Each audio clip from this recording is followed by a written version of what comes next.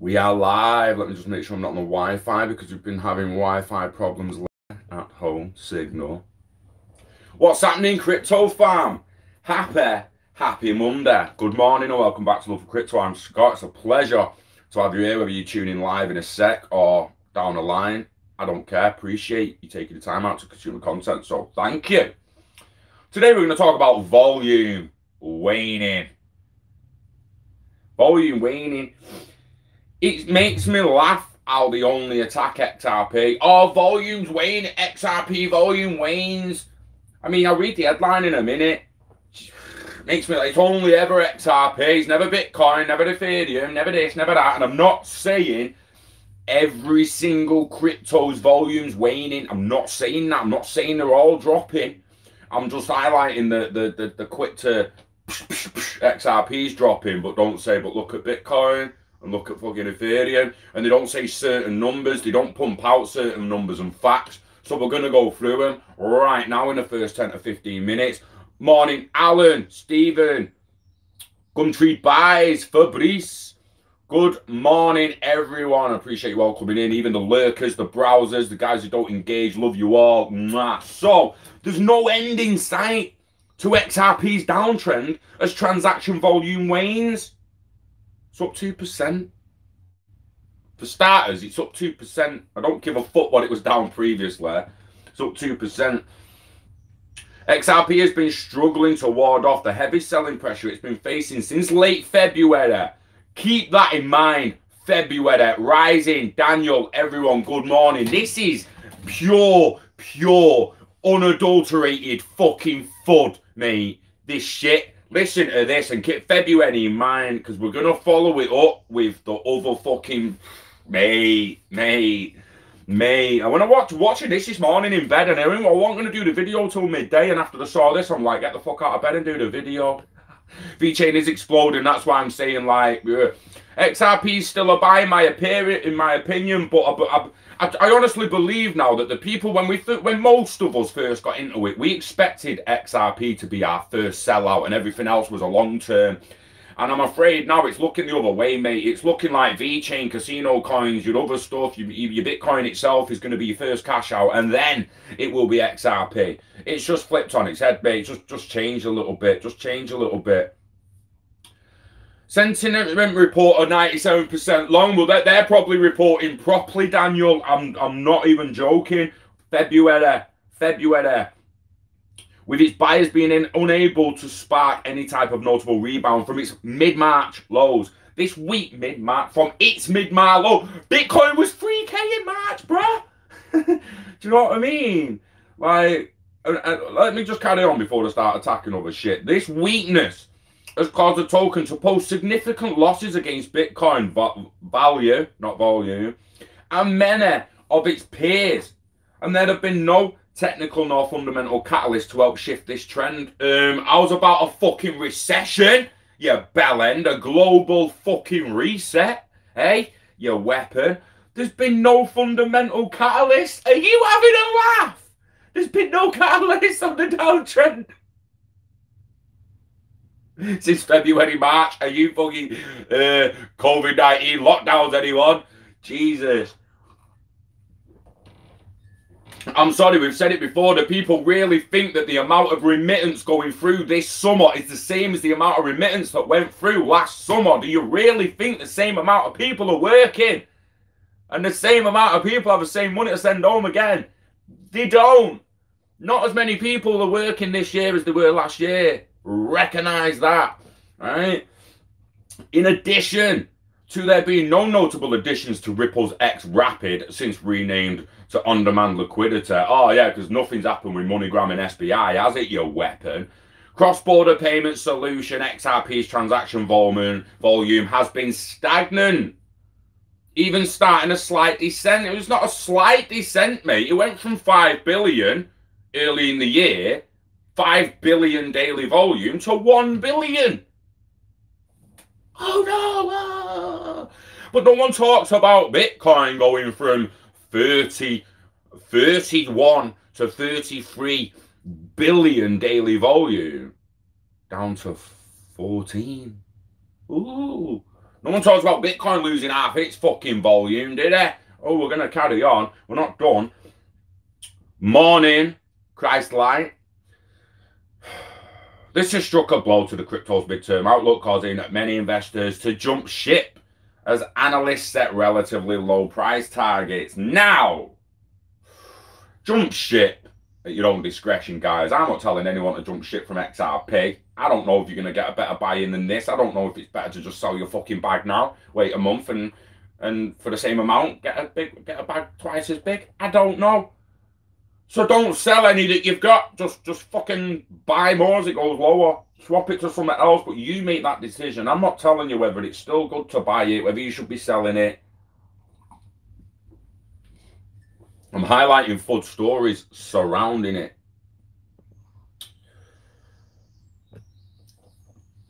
Right. Analysts foresee another downside for XRP as it shows no signs of strength. At the time of writing, XRP is trading up just under 2%. Well, it's actually over 2% now, mate, at the time of reading. Its current price of 0.179, the crypto has been slowly grinding lower, while Bitcoin, the aggregated market, reigns sideways. Really? Because I know some people that bought Bitcoin the other week at 10k and now they're down. What side? Do you know what I mean?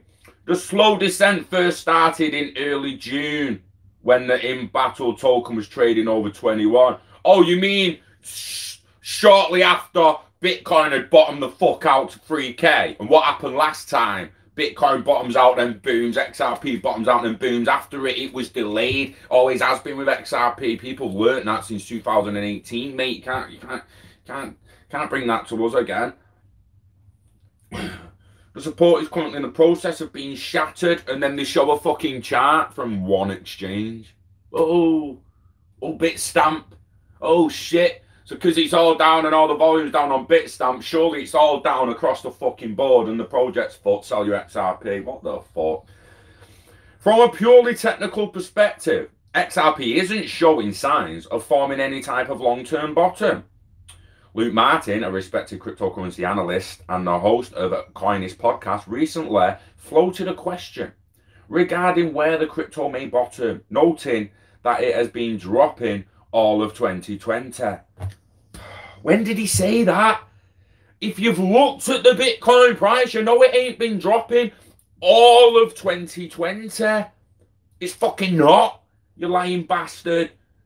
It fucking gone up since March. Again, it's gone down a little bit since the other week, but 3k in March, mate, sorry, neck out. In response to this, Donald, a highly respected, fucking hell, pseudonymous trader, pseudonym. What the fuck is pseudonymous? In it, just anonymous. Fuck's sake. It's a pseudonymous trader, Donald, offered a price target marking a 25% decline from its current price. This has been an historically significant price level, as there is always a parabolic kickoff. Interesting. So what about its fundamental strength? We'll get through this and then we're ready to move on to slate every other coin. Not every other. I just want to show you something and highlight it. What's the fundamental strength? It does appear that XRP's technical weakness is the result of declining fundamental strength. Ripple's on-demand liquidity ODL product, which uses the cryptocurrency and has long been looked upon as a source of utility for the crypto, has not been able to onboard any notable new partners in recent times. In addition to this, the cryptocurrency's transaction volume has been waning. Excuse me. According to data from XRP charts, as seen in the below chart, after seeing heightened activity early this year, the token transaction volume has been diving, currently sitting around the same levels it has been for the past couple of years. This seems to suggest that XRP is not being heavily utilized and could spell trouble for its macro outlook. What a load of bollocks. Could spell trouble for its macro outlook. What? Because of volume? Because of volume in a recession, mate. Because of volume in a fucking recession, mate. Are you fucking... Right. We have 7.9 billion market cap of XRP and just below a billion in 24-hour volume. That puts it at an eighth. 8 billion. Billion a day. An eighth. An eighth. That means it's trading daily 12.5% of its market cap. 12.5% of its market cap. 12.5% of its market cap. Bitcoin at 169 billion market cap is trading a daily volume at 24 hours of 14 billion. It's 9% of its market cap. It's trading 3% less of its market cap than XRP is trading of its market cap. We're at 12.5% market cap on XRP's trading, only 9% in Bitcoin. Some might ask, oh, but has that gone up or down? Scott, has it gone up or down? Scott, oh, well, I'm glad you asked that.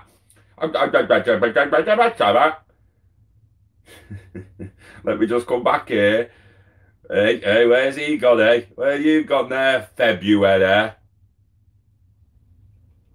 Oh, look at that, February. 41 billion. 41 billions. Billions in 24-hour volume. 41 billions in February. It's only 14 now. Where's the article on Bitcoin's volume decline? Eh? Where's the article on Bitcoin's volume decline? Because look at that fucker. Not talk about fucking coming off a cliff, mate. Not talk about coming off a fucking cliff with volume. We're in a recession, man.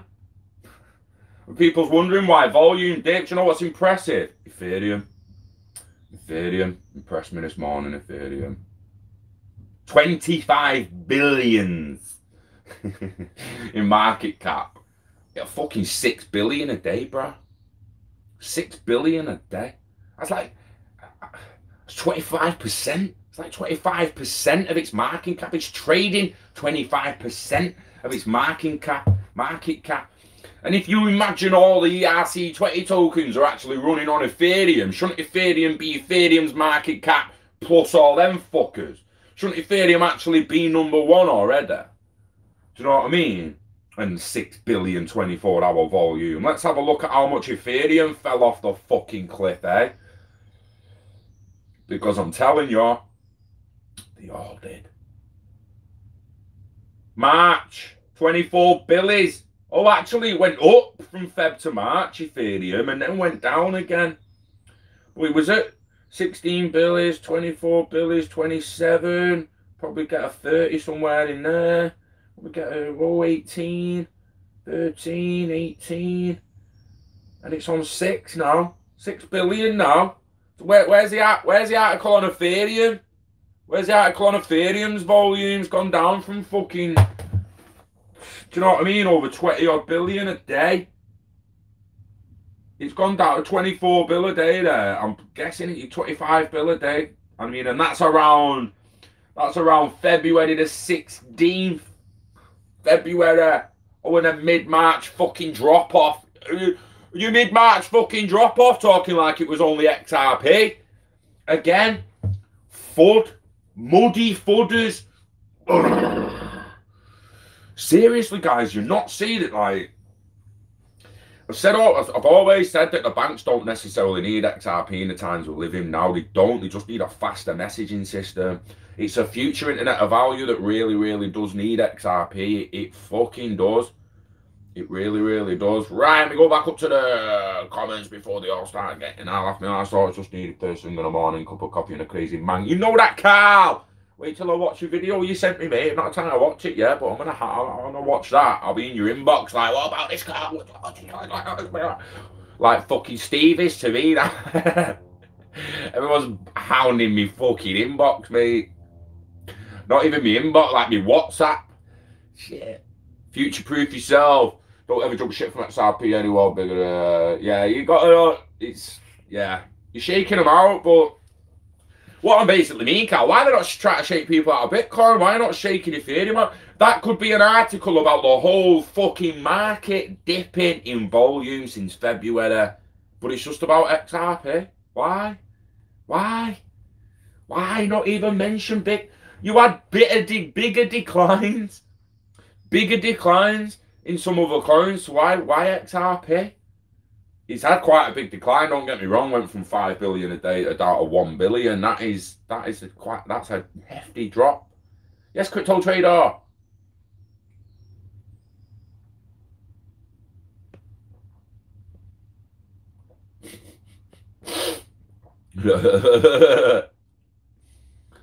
It's best. I calm down when I spark up, don't I? I get a lot more chilled.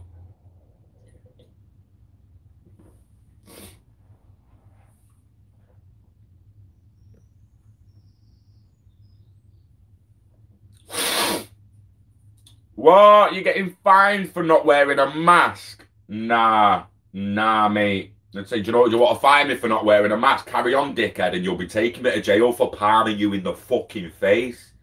Fine me for wearing try and fine me for wearing a mask, and you'll end up paying out 3 meals a day for 6 months, you little dickhead. Don't get fucking cocky, right? I'll stick the palm right in your fucking noggin. Been done for police assault before. What's another one? What the fuck's another one? Hey, twat got done for twatting a copper before. Let's just do it again. Hey, fuck it. Fucking wear a mask or you get fined. Yeah, you want that charge? I'll give you something else. I was about a shin to the chin, you fucking dick. You ought to give me a fine. Morning, Ollie. I've just missed a message off Ollie. That was it. The mask was, fuck's sake, Scott. Read the name before you read the message, mate. Jesus fucking Christ.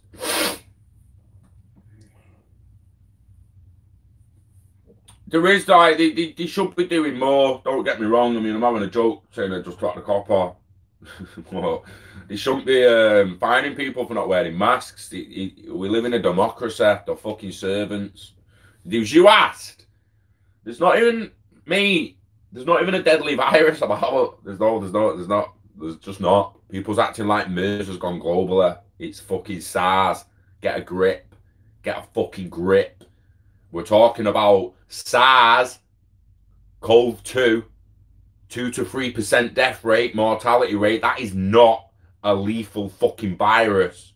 MERS, that went global, mate. 30 to 40%. 30 to 40% mortality rate, MERS. Do you want a global pandemic of MERS? Because you'll be watching up to 2.8 billion people die. That's fucking India and China just gone, mate. A third of the world's people just fucking gone. What talk about fatal, lethal fucking viruses? You're talking MERS, not fucking SARS. Seriously, people haven't got a fucking clue. But fuck it, there's a new lethal virus. No, there's not. There's a new virus. It's not fucking lethal. 3%'s not lethal. Just talking out your fucking ass. I mean, lethal for asthmatic, old age, unhealthy, unfit. Okay, yeah, cheers. We'll go on them then and leave me the fuck alone. Seriously, you've got a choice. You stay in your house or you go out. Don't let Boris. Can I go and see my mum, Boris? Can I go to the shop, Boris? Do we have to wear this, Boris? Just having a little pump at the minute. XRP's if for she's there. He won't put that in an article, will he, bro? Nah, but I mean, the numbers speak for themselves, guys, right? And when the when they're shitting on XRP like that, saying, "Oh, its volume's waning," and then nearly every other token you go on, you can see that volume fucking waning. It's coming off the fucking cliff, mate. It's coming off a fucking cliff. And everyone's just like, oh, well, XRP's volume's dipping a bit, innit? Well, so's everything else. We're in a recession. Oh, them remittance payments have gone down, haven't they? Oh, yeah, well, you mean because there's fucking millions of people all over the planet that can't get work at the moment because of fucking lockdown? I'm not surprised remittance payments are fucking down. you dickhead. They've got the perfect opportunity here, haven't they, to just FUD everyone up, to just spread mass FUD, push out the weak hands, like said in the comments there, and just, wow, it's unbelievable when I read shit like that and it just doesn't translate into the rest of the actual crypto market. It just targets one that they want to shit on.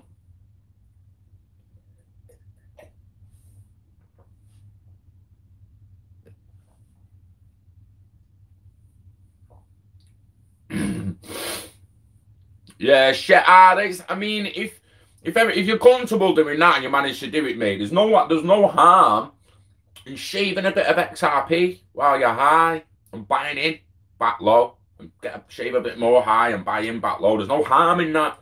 Just be careful that eventually you can get burnt. Like, be aware eventually you can get burnt in a bear trap. You can sell a load at the top, and the more confident you get, more you're going to start selling at the top. Could get really, really stung. Like, you get to the point where you're like, oh, I put about 50% of the XRP in it, and I'm fucking smashing it. And then you put that in, and then fucking, I'm going to put 75% of the XRP in it, and I'm fucking smashing it. And the next one, you finally put like 80% of it in, and it's the bear trap, and you're fucked. You've only got 20% of your zerts left, mate. You're like, fuck. So just be careful when you're doing that. I say fair play, well done. Fuck yeah. If you can do it, rock on. Go for it. But just be careful. I know. Morning, my friend. How you doing, lad? We're just highlighting here now, mate. Right? All them stories you see about XRP being shit and its volume this and fucking price that, they could literally be writing the same articles for pretty much every other token except for VeChain at the moment. You might know of only, I know VeChain's popping, I don't know anyone others are. VeChain was going off, mate. Was going off.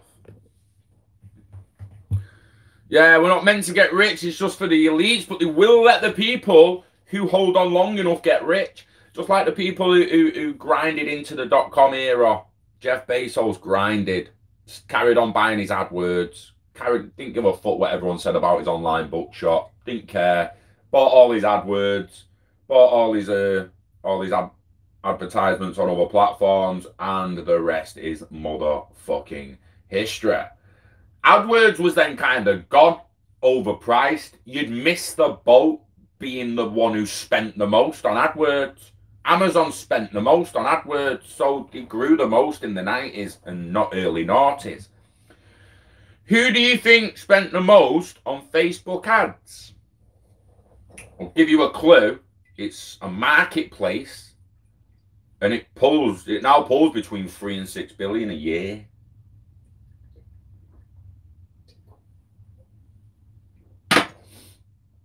Wish. And the people who grind the most now into Internet of Value and crypto, in 5 to 10 years, they will be rich. Come on, I know. Why XRP sleep? It's not, mate. It's not like the terminology getting to me at the moment, you know, and I slip myself sometimes, and I want to say it a certain way, and I say it the wrong way, say it a way I don't actually want to say it. But check your terminology, mate. Like, what do you even mean, sleep? You know, what you mean there, I know, is why the whole crypto market not moving.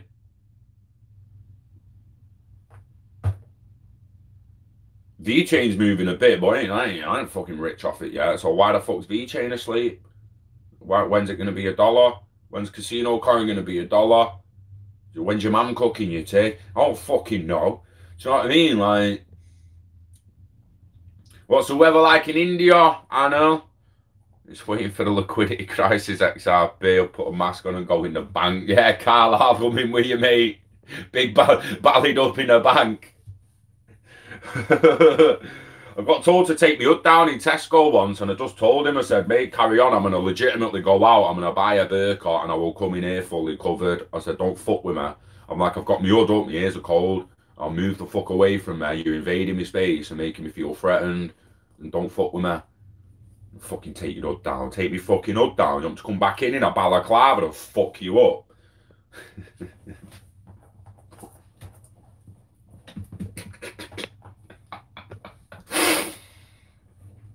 0.2. Do you know what I'd actually love to know? Exactly how many people own XRP. And don't say you could just go look at the wallets, because 4 of them are mine.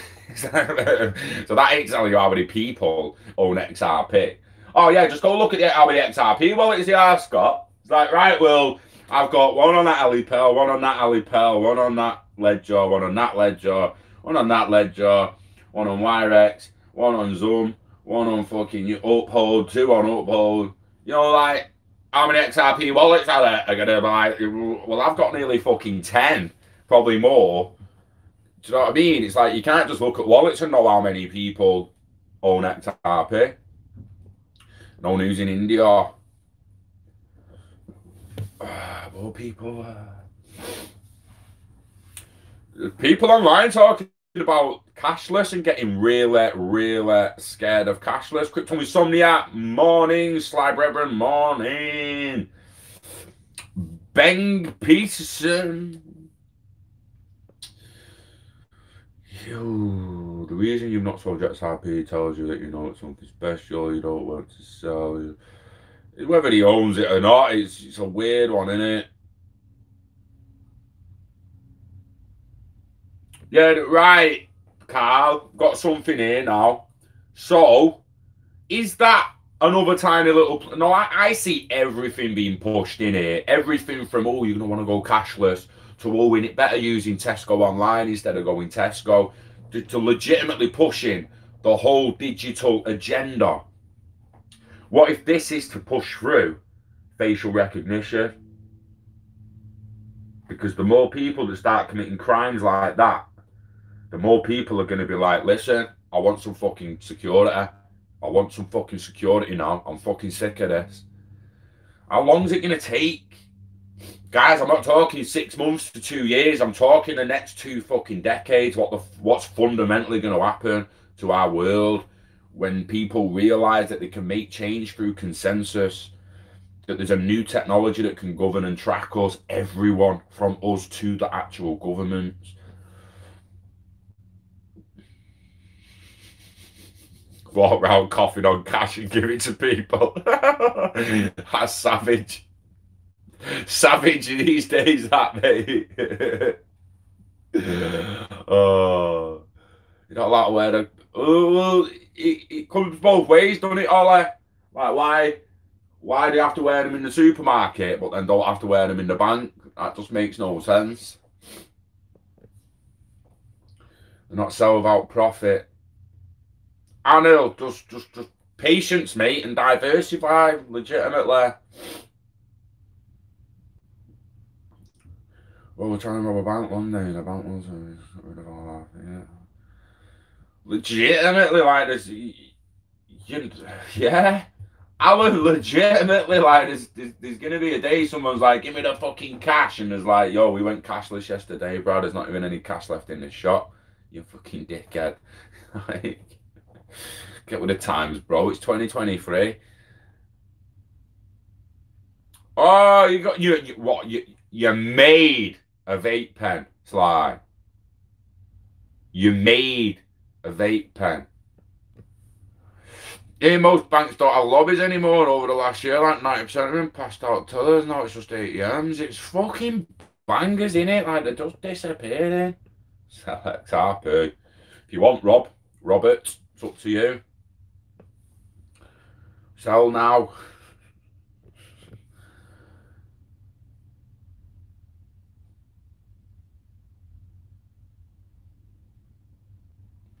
Do you remember that, Alan? People used to chain the cars to ATMs and rag off with them and that.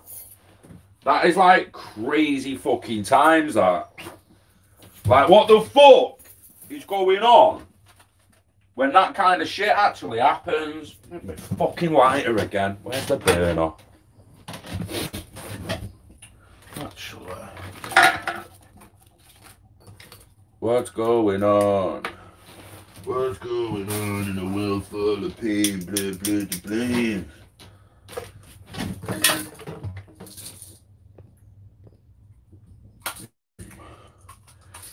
Namibia, stop it. Shout out from Namibia, Africa. What? What? Sick. Get me there with you. Make your own concentrate, mix it up different varieties. Ah, so you've got, right, so you bought the pen, you've made your own vape shit to go in the pen. Made your own oil, own fuel. Why is this light as shit? Take the gas, you bitch. Take the fucking gas. Morning, Boo. So, I'm United, mate. Fucking support City. Why the fuck? That's the team my dad supports, that. I want to fucking support the same team as that fucking prick. The dad that's not here. Why is all these attachments not filling me? I'm not cooking gas live on YouTube. I was pulling the cap off. That, if anyone remembers the 90s, there's your nitrous gas from the 90s. That's what people used to use. That would be there like that. People would walk around like that. I didn't do it. That was a noise. But yeah, it's what they used to do in the 90s. Tried it once, me. It was like, what the fuck are you even doing, mate? That's not filling up. Fuck's sake.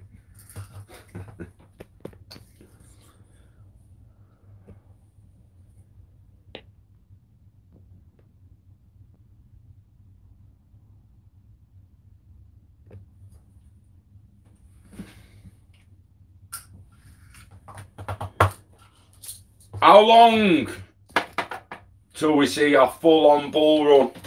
Like higher highs and shit. How long people think it's gonna actually be? Very rarely is though, innit, Alan? What's actually quite strange and surprising. Why is it always like the 20s that you'll never forget? The 1920s, pretty fucking memorable with the depression on it, mate. 1820s, pretty sure something fucking happened back then.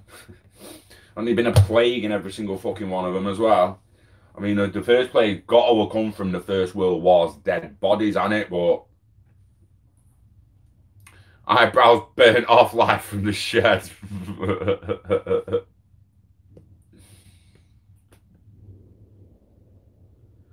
G'day, Steve.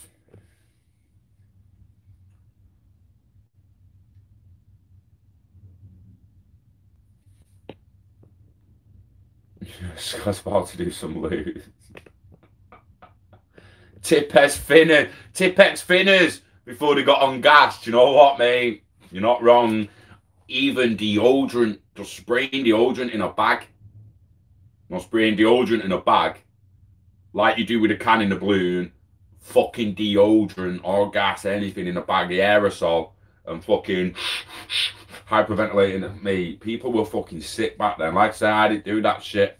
Tried the gas one night and I was like, nah, it's not for me, mate. And then I didn't do mushrooms, LSD, anything like that. Got fucking scared off it all, didn't I? Like a little pussy. Which ain't a bad thing. Got to keep that XLM.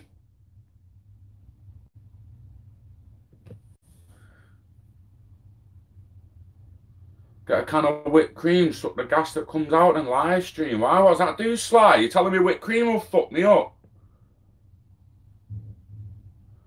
Next March 2021, that is a... Ooh, it's a good shout, that, Sean.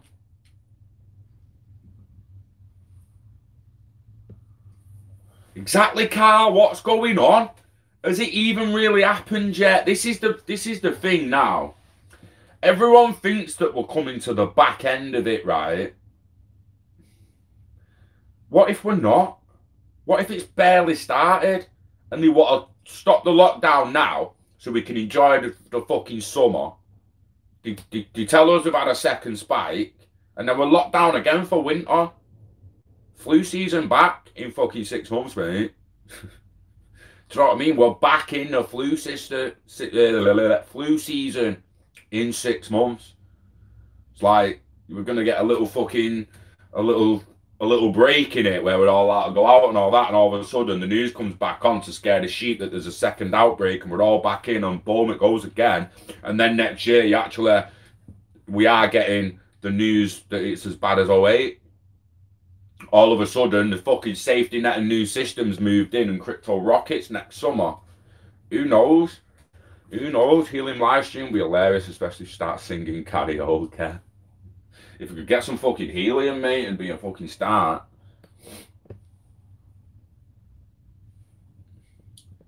Nitrous from whipped cream, but you get the nitrous out of the whipped cream. What the fuck? Why is the nitrous in whipped cream? That's just fucked.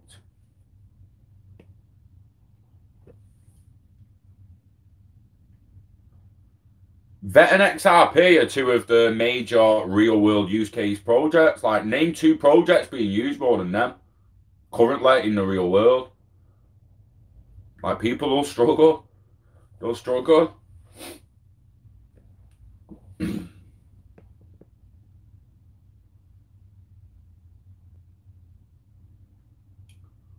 What the fuck? You can get high off whipped cream. So, yeah, I think it's time to change the fucking gas in that then, innit?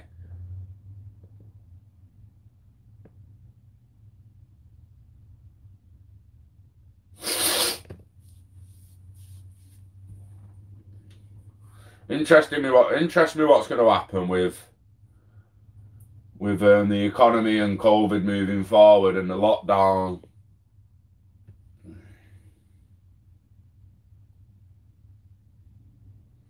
Yeah, Carl, I agree, mate. I just wonder when. What's the catalyst for the actual?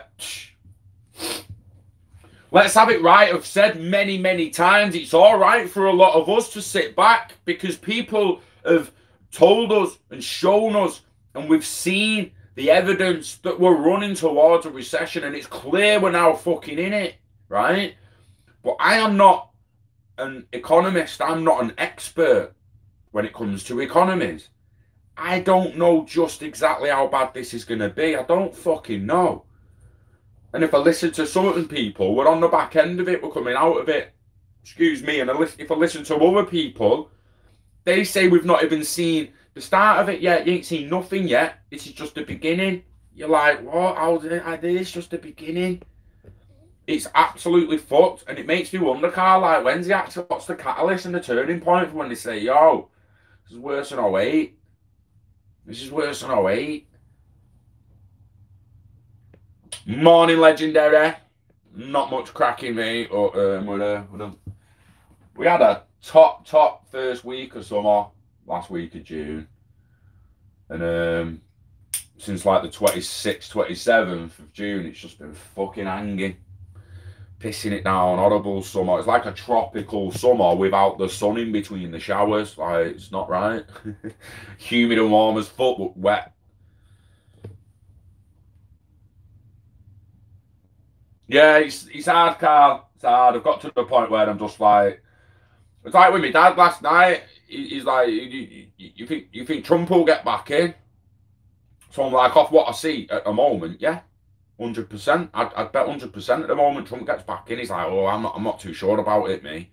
And I'm like, well, it's because you watch mainstream news, Ez.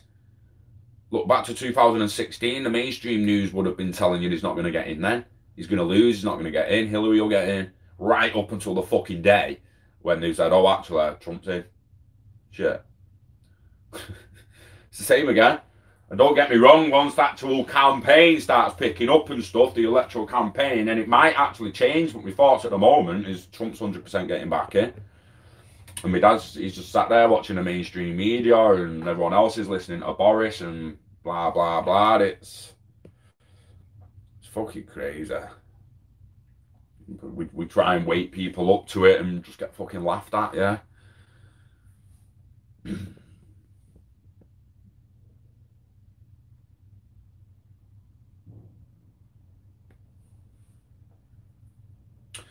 I believe children are safe around the world, but with Trump in power, I really, really do. I believe that, 100%. Do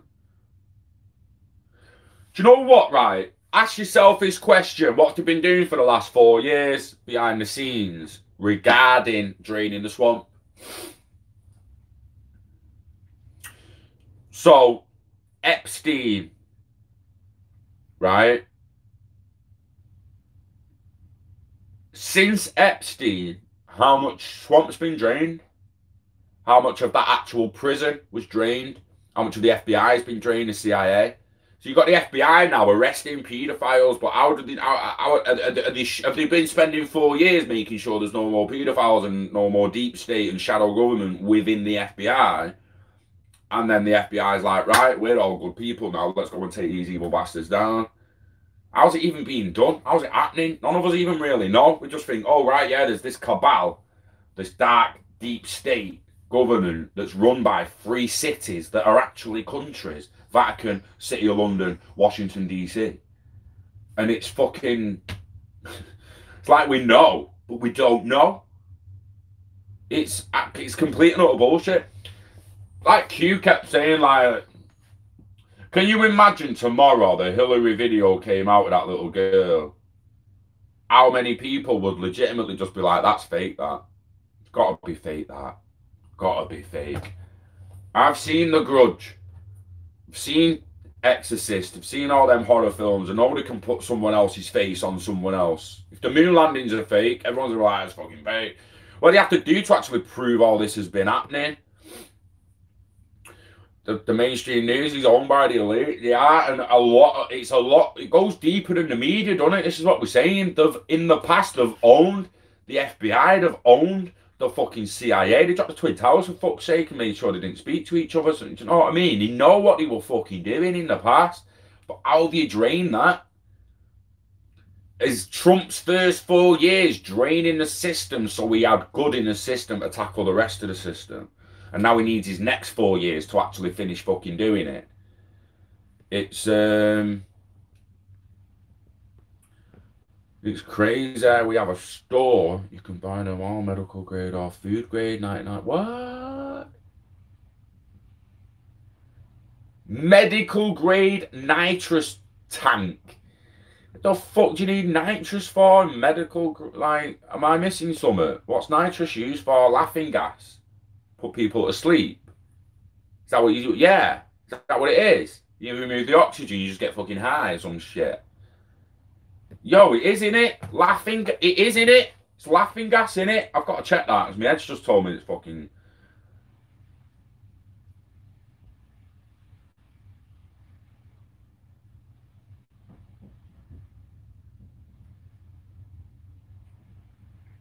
Nitrous oxide, laughing gas. Go on, Scott said. Go on, Scott said. Go on, lad. So, yeah, your medical grade, like dentist. Yeah, I wondered then. What fucking nitrous? What fucking putting it in the ambulances? Medical grade fuel. Fucking. Sorry, couldn't help myself. Yeah, people behind it, hiding behind the fucking mask. Morning, JJ. Totally random. How big USA is. Rats are arrested. 1 million house of 156 acres. Think how much a house of 156 acres would cost for the UK. You couldn't get it, Yorker. I don't think you won't get that now, mate. You're not getting 156 acres in the UK now, mate. You might have fucking 300 years ago. You're fucking not now. That's a lot of land, that, lad. You what, mate? What? 156 acres. The sale UK. Jesus fucking guys, you're not gonna get that, mate. And if you are, like I say, it's gonna be randomly someone who managed to get hold of that amount of land a couple of 100 years ago and is now got no family to leave it to and maybe selling it on before he dies or something. Because if he dies, you've got no family. The government's just taking it back, mate. It's like, I mean, if he dies with money, you know what I mean? He might like just want to sell the fucking land, get himself a nice little house, and donate a load of money to other people. You never know. UK land and farms for sale, property land, blah. Gorgeous 1 million home. Bradford, New Hampshire, 156 acres. Jesus fucking Christ, there is actually one as well.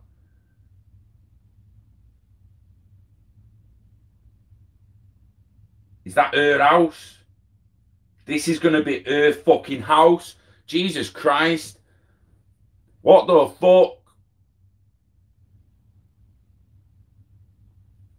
I'm going to find out how much it is, alright. I've actually got the one you mean up. Jesus fucking Christ. I've got it up. The gorgeous $1 million home, Ghislaine Maxwell, sheltered away to amid swirling claims. Sign on a lump rock at the bottom. I said it all. Oh, fucking Telegraph not letting me fucking thingy because I'm not a member. Fuck you, Telegraph. We'll just go to someone else, mate. We'll go to someone else, Telegraph. So fuck off. Exclusive. Ghislaine. I would just say your name. Ghislaine.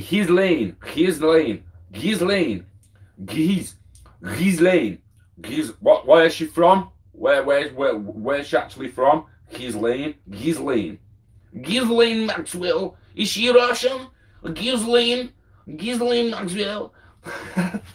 Vodka, you know?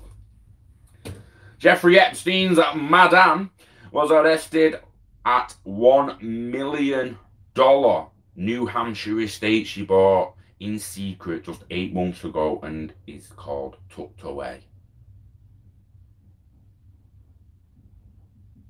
Bradford, New Hampshire is America, innit? You're stealing the fuck. Name your cities, your own fucking names, please, so I can know when it's fucking Britain or fucking America. Like, oh yeah, you know that place in Lancashire? Yeah, well, fuck off. Birmingham. Birmingham. Who's makes shout? Oh shit. Financial crash 2020 is about to start as government aid gradually gets withdrawn. But the worst financial crisis ever. A lot of saying it. The 87th Intelligence Brigade, 1,100 men spent 4 years working on the incident. Now they have been sworn US Marshals, $200 million refurb. Yeah, I still need to watch it, Carl. It's on the list, mate. It's on the list. I've just not had time yet, mate. I've not forgot about it. I found a farm in Cheshire. Oh, damn. POA. My boy. Just don't, like, stop it. 156 acre farm for sale in Cheshire.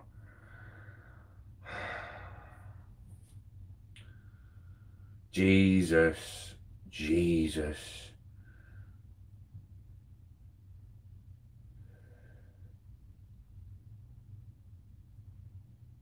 Like POA is like power of attorney on the price or whatever.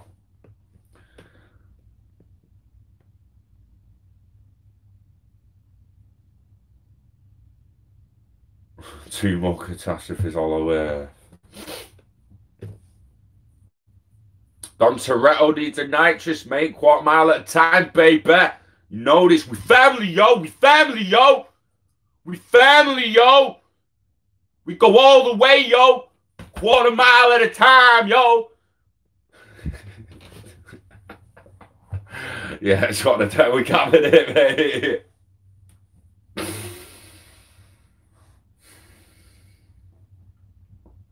I don't know, you know. Right. You could say the elite are in charge of in the 80s, the elite were in charge of the internet. The elite were bringing the internet out to track you more, to get more control over you. The elites, these fucking evil satanic bastards, right? But what did it do? It's actually exposed them. In the long run, yeah, they owned a bit of our data. Well fucking done, dickhead. You already had me passport details. You already had me driving license details. I come to you to get them. Nothing fucking changed for you. Yeah? Except a few corporations and institutions made money off my data regarding the government. Oh, it's easier for them to track there with information they already had anyway. But the thing is, the internet didn't go quite as they planned because it's tearing their fucking house down. It's exposed them. Try to get all us on a digital system, yeah, so they can freeze our fucking funds and track our spending. How's that going to go for years?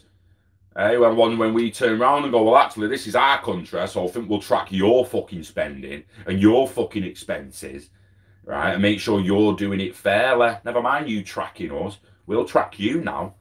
Hey? You like that, Boris? You like them apples, Boris?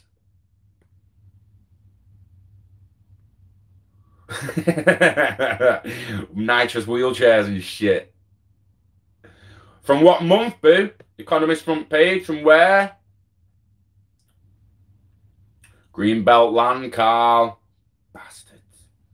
Fucking Greenbelt. We need digital belt. Can we have a digital belt land, please? Digital land belt. Hello, M. Grimes.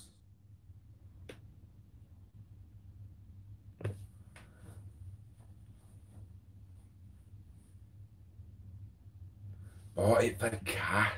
Damn. Imagine having 156 acres, mate. I just would need an acre.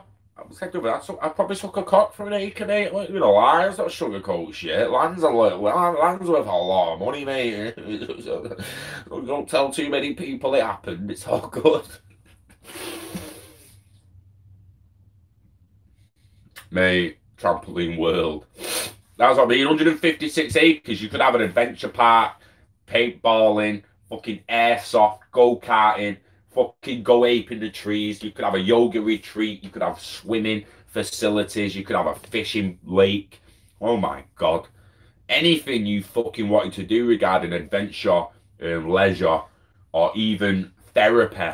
You build a big fucking therapy adventure park for people with depression to walk in one door, and when they walk out the other side, they're just buzzing.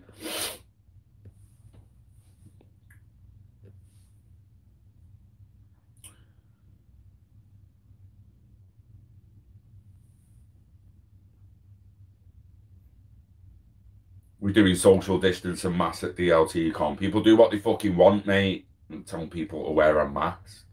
You fucking telling people to wear a mask, mate.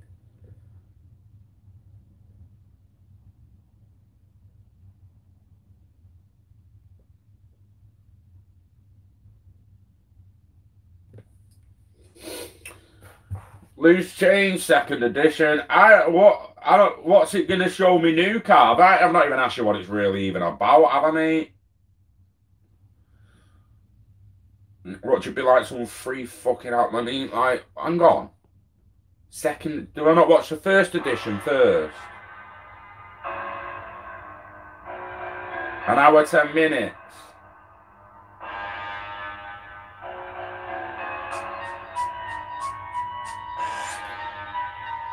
I'm going to turn that off in case it's copywritten. There was no advert actually, so it's not copywritten.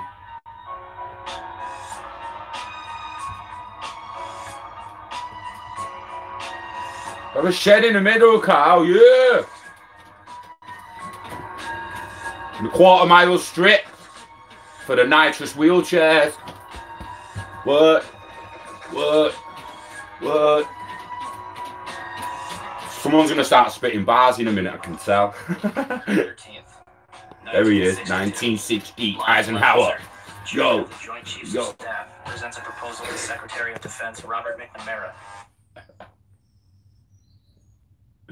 Military-industrial complex, it looks like it's going to be about, off the first 54 seconds, if I had to guess, loose change, military-industrial complex.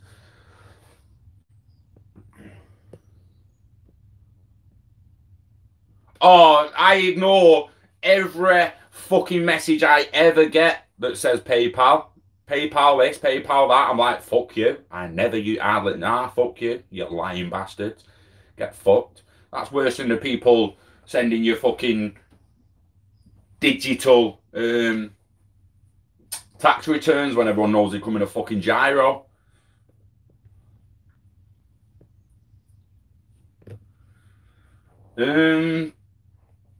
I'll send it you now, Bo. I'll send it to you now, Bo.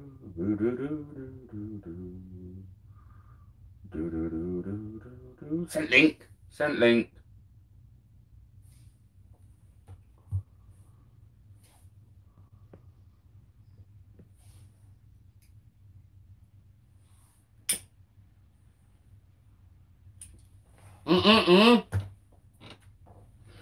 Ollie, I actually don't want to focus RS now. Have you seen the fucking house, the van?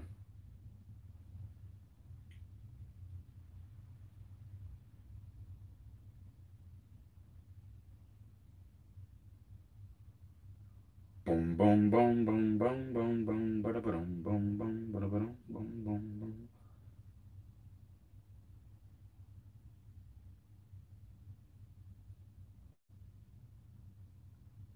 I'm gonna get one of them. Transit MSRT. Oh yeah, mate. That is naughty, that. That is naughty. I don't need a Merc badge on my shit, mate. I don't need a Merc badge. Full badge more than good. That is a naughty van, that. There's only the transporter that makes me think, oh, transport a little bit better. Because that is naughty. MSRT. Fuck the fucking RS. We're buying that transit first. Get an Evo boo. Nah, that was always an Impreza guy over Evos, but Evos are not. Imprezas kind of fell off the new one, innit? This guy made this documentary and then got killed. Is that what you're saying, Carl? Named Operation Northwoods. The document proposed staging terrorist attacks in and around Guantanamo Bay to provide a pretext for military intervention in Cuba.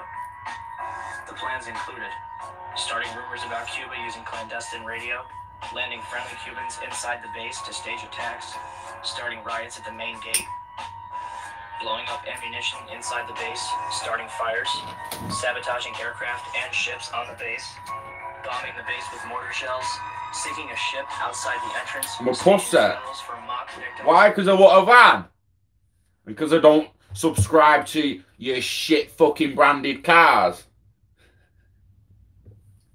Oh, you understand that van's tearing your golf a new arsehole.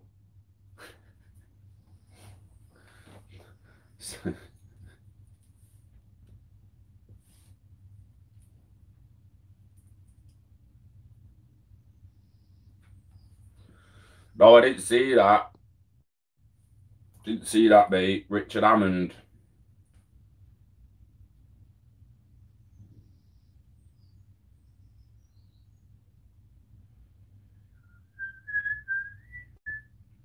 Jaguar XJ220 powered Ford Transit Super Van. See, and that's an old tranny, that. That's an old tranny, mate. Invest as little as £1. Shit. It's older than some people. For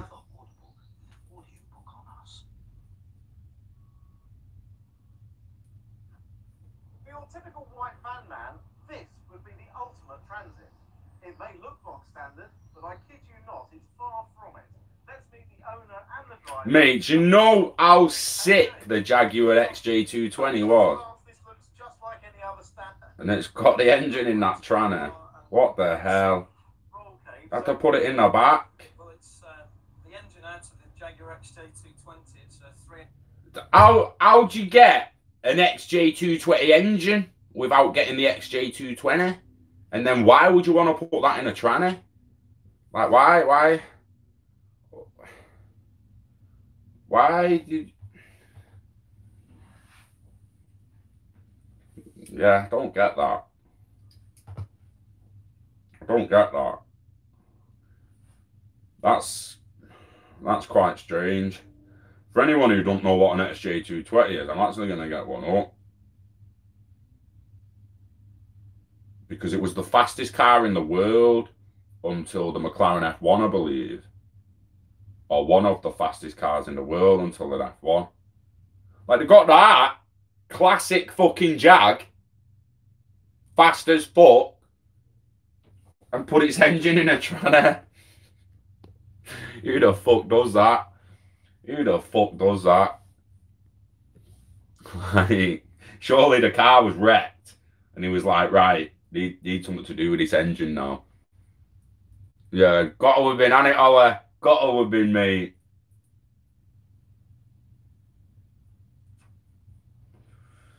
Pretty sure the Jaguar XJ220 was the first car I ever saw with a two-tone paint. And then the TVR after that. British cars, two-tone in it. Hammond's alright. I don't like Clarkson and that. I don't mind Richard Hammond. He's a bit of a sick guy, innit? And he's had a few fucking crashes, but game you choose, innit?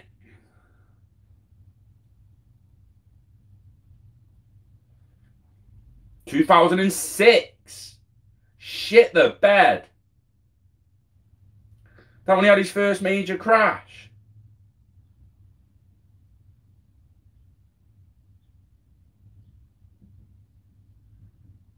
Fucking hell, you go on Google, it's got Richard Hammond crashed 2006, 2007, 2010. It's like he crashes every fucking 3 years. Yeah, that dragster crash was the one that proper nearly did him in, didn't it? That nearly put him out, that 300-mile-an-hour crash. Thought me hitting the wall at night, it was bad.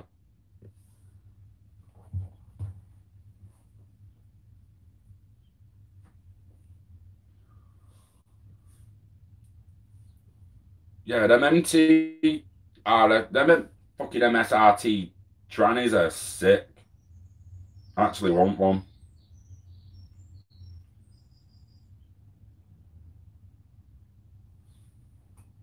Get it customized. Beast of an engine. I don't even need a beast of an engine in the back. It'll have a decent engine in the front. It's not always about speed, guys. It's about comfort. It's likely the next vehicle I buy is the last vehicle I drive. Put that in perspective, especially if you tend to have a car from 5 to 6 years. If you buy a car in 2025, it's highly likely that is one of the last cars you ever drive. Because if the capital's there, and once the self-driving regulation comes in and we can have self-driving Teslas and whatnot over here, I think the game's going to change completely. The highway code's going to change completely. And you will experience driving an actual car on the road for the last time ever, eventually. You'll know the date or some shit. It's going to happen. Then it'll only be, oh, you can use them cars and you can drive them yourself, but only on a track day, not on the road. Mr. Bean Car. Mate, Steve, get me a Mini. Let's get a Mini. Let's take the front seats out. Let's take the steering wheel out. Smoothing off the dashboard. Nice big, like, couch in the back. And make that a self-driving car. You'll have loads of room. There's not that much room in a Mini when there's 4 seats and a fucking steering wheel and shit. But remove the steering column, the steering wheel, slimline the dash, remove the 2 front seats. You've got shitload of leg room there and a self-driving car. Take that tomorrow, mate. I'd hand my Fiesta in tomorrow and take the fucking self-driving Mini. Damn right I would. Get on it, Volkswagen. Happy Monday, Steve.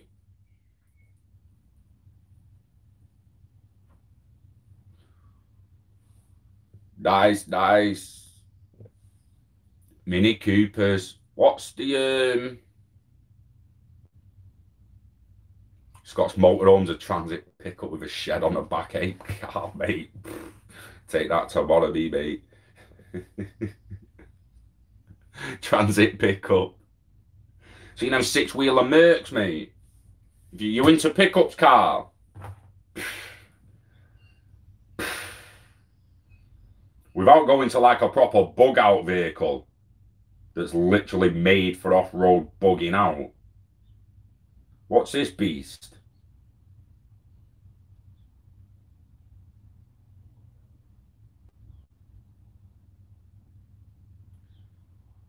My fucking days, mate. Oh, my fucking days, mate.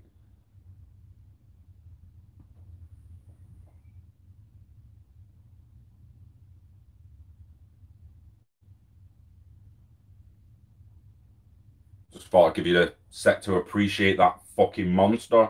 6x6. It's fucking 6-wheel drive, mate. It's like fucking 6-wheel drive G63 AMG. It's fucking 700 horsepower, mate. It's an absolute monster.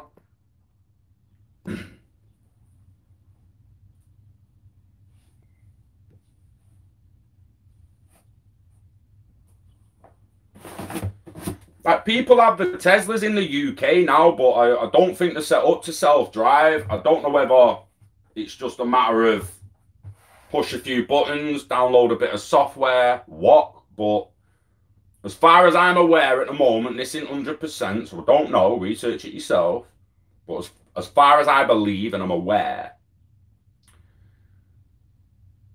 the person has to be in charge of the vehicle on the UK road, so you can't have the car in charge. That means the highway code needs rewriting. Now, somehow they get around it with the self-parking and lane assist and all that shit. But to let the car actually drive at the moment, I believe is illegal in the UK. Now, I've seen it in other countries, cars driving people about. It's there now. It's not like it can't fucking happen. Do you know what I mean? It's a case of if. It's a case of when, not if now, sorry. It's not if we're going to all end up in self-driving cars. It's when are we going to all end up in self-driving cars.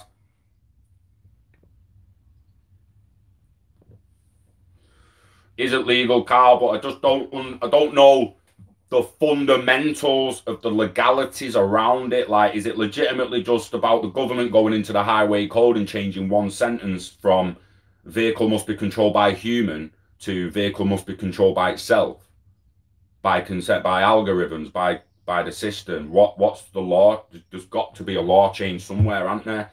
This is what I'm getting at. And I don't think people are going to let it be forced on them. Same with cashless. They're pushing for people to just ask for cashless now.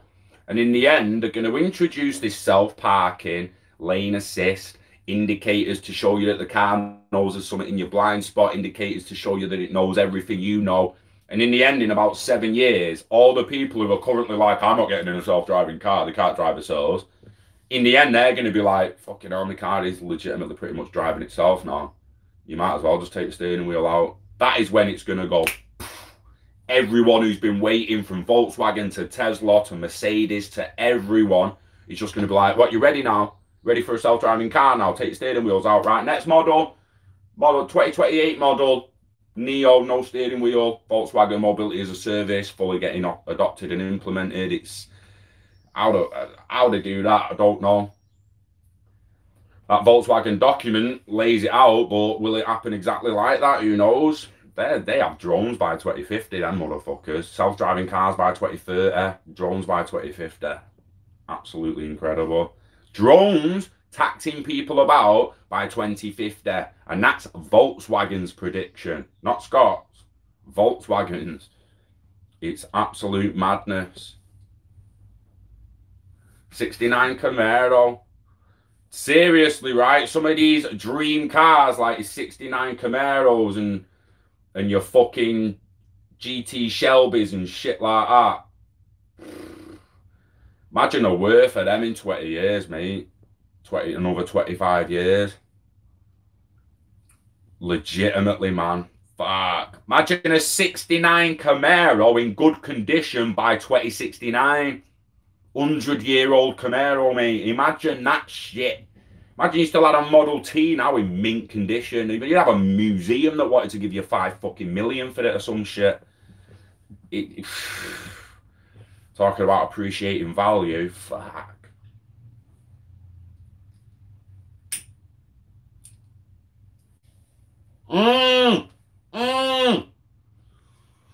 Oh shit, Steve Willits, mate.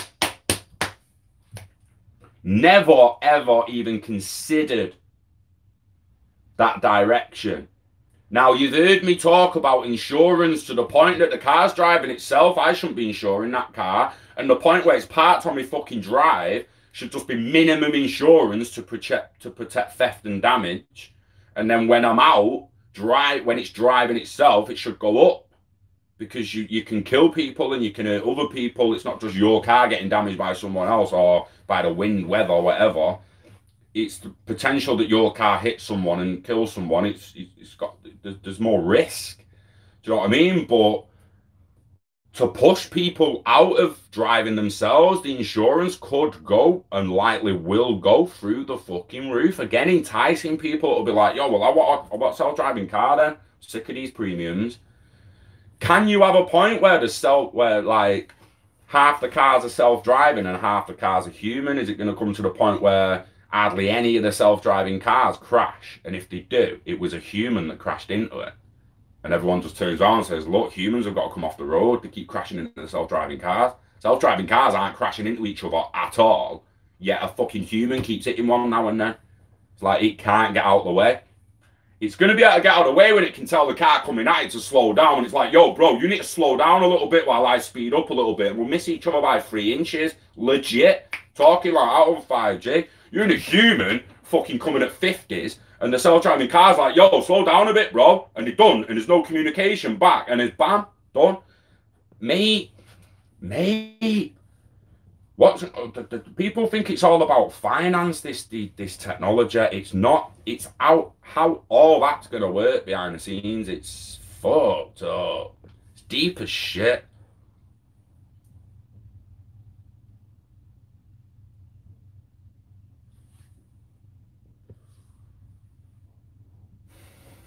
Carl. Oh, love you, mate.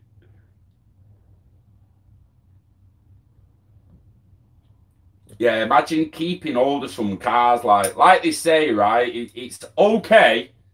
It's okay for someone out there now to say, oh, if you go and spend 80k on a Merc just because it's fucking a C63 AMG or whatever they're worth, you're gonna spend that on that just to drive it away and it lose 5k value. Well, maybe not. No, maybe you're not gonna drive it away. You're gonna get it picked up. You're going to get it tucked to your fucking warehouse where you're starting your new car collection. And you're going to keep the AMG C63 in mint fucking condition for up to 50 years for generational wealth. You'll build your own fucking car museum. Do you know what I mean? To the point where if you had an Escort fucking RS200 now from fucking what, a 1992 whatever, and it was still in mint condition, the one that got banned from the rally, be worth fucking dough, wouldn't it? See if one's for sale. I mean, we're going Escort, aren't we? Escort RS 2000 for sale. And I mean, imagine you got a Mark fucking 1, mate.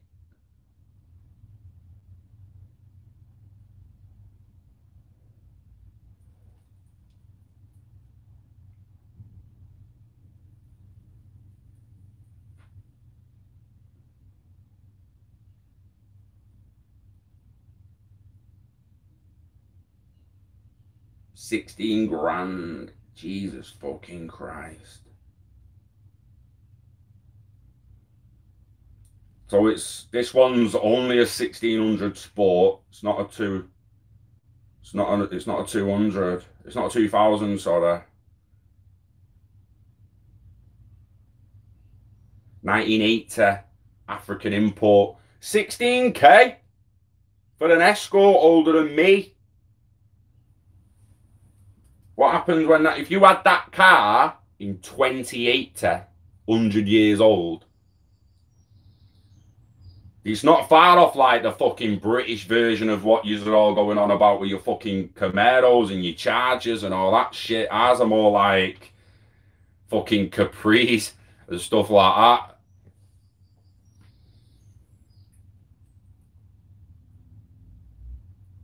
Boo, that's what mobility as a service is. It's what we've spoke about. Let me get it up, because for anyone who's not like picked up on it, mobility as a service, Volkswagen, does that even come up on that? It's not going to come up. Rah, see, you need to put PDF, man. Fuck's sake, PDF. Oh, it's 2050. Yeah, I know, I've got it there now.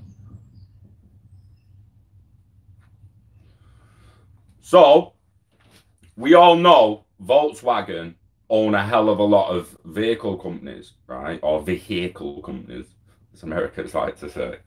But so whether there's going to be multiple fobs available, i.e. a Bentley fob, a Porsche fob, a Volkswagen fob, a Seat fob, Skoda fob, or will it just be a Volkswagen fob, and through the app you'll pay a premium that dictates what kind of vehicle actually picks you up, right? So if I just spin this so everyone's aware, all them companies at the top there, all owned by Volkswagen, all them vehicle manufacturers, right? So if we go from Volkswagen, Audi, Seat, Skoda, Bentley, Lamborghini, Porsche, Ducati, motorbikes, Ducati, sorry, Scania vans, fucking MAN vans, and Volkswagen Financial Services on the end. They're going bank, baby. They're going banking. Financial services, the key to mobility. They will have their own financial network of people paying a subscription service of where you will press the Volkswagen fob, boom, on the side of the road and wait for the vehicle to arrive. The vehicle will then take you where you want to go. Cedric, the urban pod. Cedric, the urban pod's gonna take you and your family wherever you want to go. You press the fob, it comes and picks you up, and there you go, boom. There's other pods in still in concept. So there's a small urban commuter, Cedric. There's the long distance lounge. There's the Cedric Racer, all self-driving. Cedric Urban Shuttle.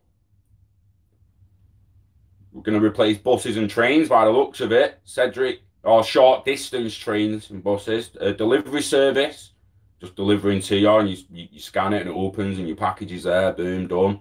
No more delivery drivers. No more haulage drivers. Cabless trucks. Cabless trucks, bruh. Cabless. So, boo, you're not wrong. You won't have to own a car, but let me go back to the top because we'll show you what they've highlighted for people.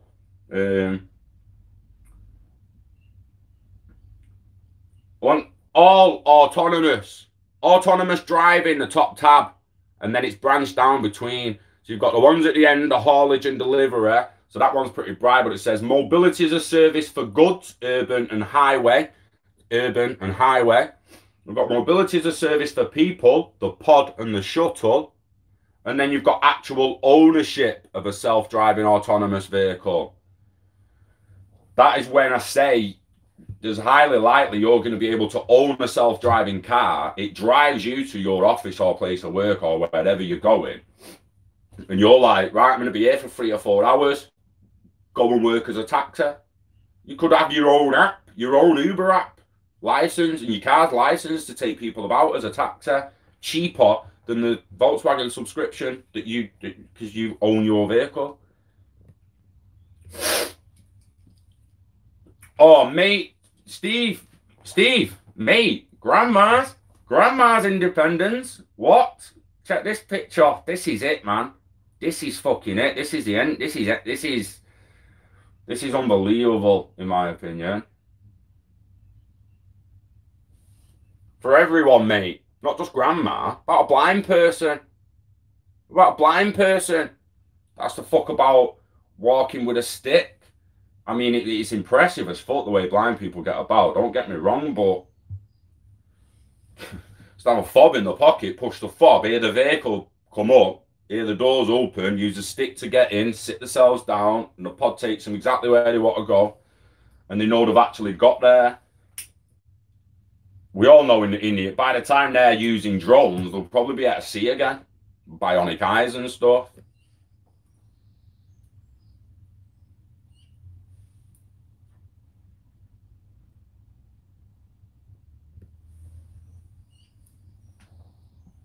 So that's what you do, Steve. Pick cars up, get it fixed and take it back. Interested? You drop off courtesy cars and stuff.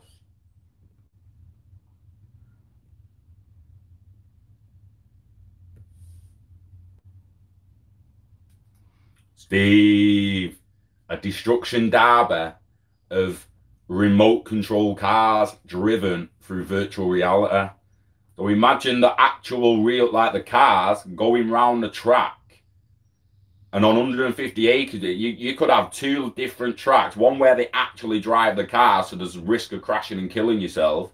Or one way you just drive it in virtual reality, so it doesn't matter how bad your crash is, you just take the headset off and you're still in your mixed reality room, mate. It's come to contacts in the end and all that, won't it? So if you look at what Wireless Racer are doing, it's extremely interesting, the applications it can go beyond just driving a remote control vehicle anywhere in the world from your signal. You'd be sat in your bedroom driving in a seat with a steering wheel, but a little remote control car somewhere else. Now, why can't that remote control car be scaled up to a full-size car? I'm pretty sure it can be in the end.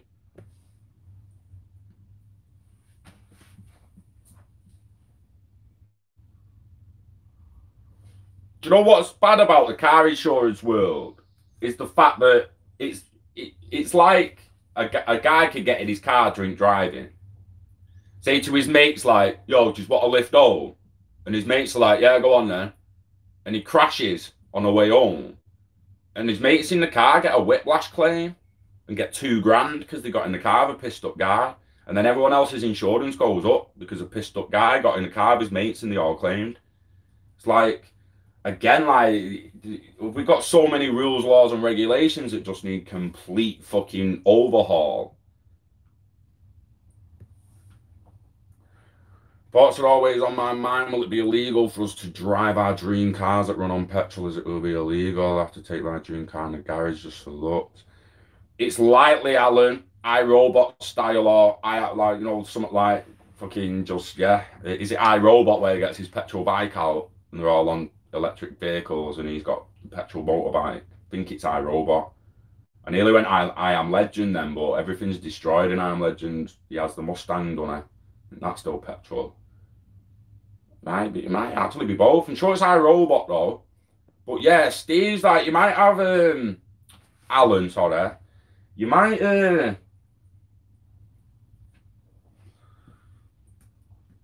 is the 1969 Camaro the same if it's converted to electric?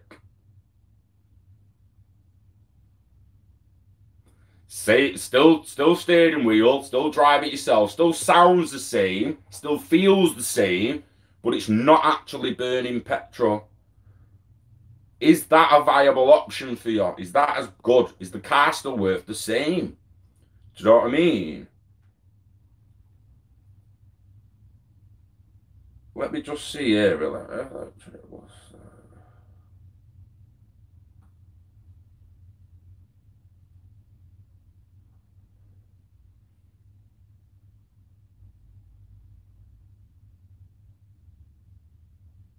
Sure, I heard electric Mustang that was trying to sound like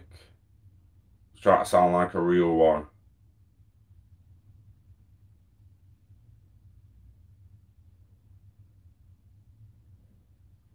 But I can't remember. But what would you say to that if they change the actual sound of it?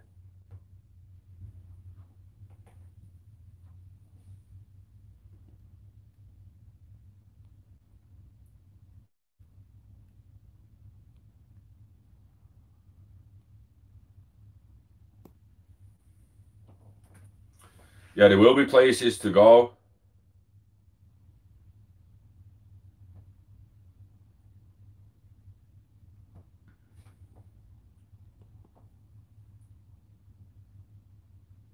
Yeah, the VW, Steve, they've got Neo already. If you look at that document, apparently they've already got Neo. So that'll be your artificial intelligence within the self-driving car. You'll be like, Neo, take me to the hairdressers. Neo, take me to Kurt's. Neo, take me to the Arndale. That's legitimate, and it'll learn as well, I'd imagine. Yes, Steve, Stretch a Monkey in the house. Love you, mate. Hope you're well. I'm trying to get the sound. Here we go. This is right first. This is the 2021 Ford Mustang, electric engine. A vehicle that doesn't really make Mustang noises. The automaker had to come up with a way to inject some muscle car flavor in order to create the soundtrack for the Mach-E. The company worked with a team of sound engineers to combine futuristic tone with that of classic muscle car. It's not quite a full-on imitation of the V8, but there are hints of the classic rumble underneath. Interesting. Hey, this is Seth with Electric, and we're in the Mustang Mach-E prototype. And should I put my seatbelt on? Oh yeah, seatbelts on. Hi sir, how are you? Fine. How you doing? Pretty comfortable. Yep, so we'll get our seatbelts on. Service and reveal. Is everything good? Yeah. I can't find the seatbelt. We're just gonna roll forward slow here. Okay. So I have to apologize up front for my very throaty late night voice. So I did a lot of talking and a lot of excitement this whole entire week. What we're gonna do here is go through a slalom, and we're really gonna highlight the best handling SUV that Ford produced. Really nice low center of gravity for the battery and new suspension. When we go through here, just think of other SUVs. Like you'd hear that now, wouldn't you, if it was petrol? Wouldn't you? Yeah.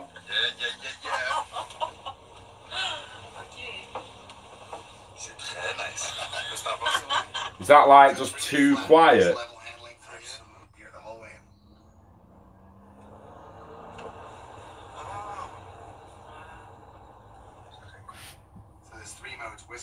It's weird, isn't it? How like in the past people was like wanted, whereas now I think they're gonna want. Do you know what I mean? It's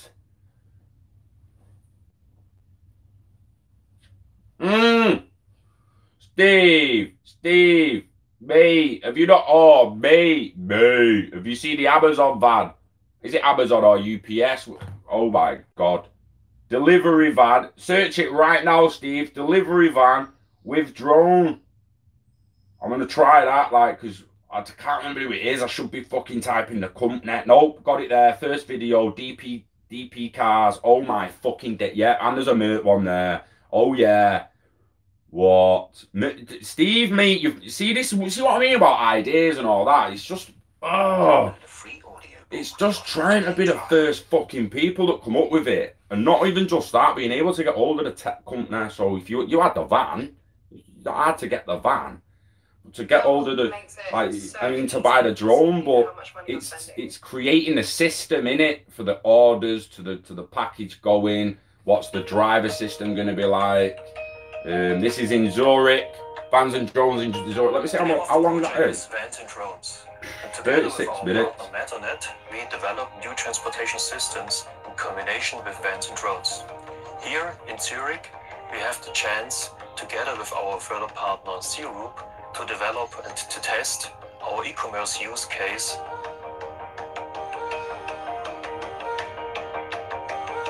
C-Group is the first on the marketplace in Switzerland. Can't deliver two drones, can't deliver two packages at a time, but you actually could with that van.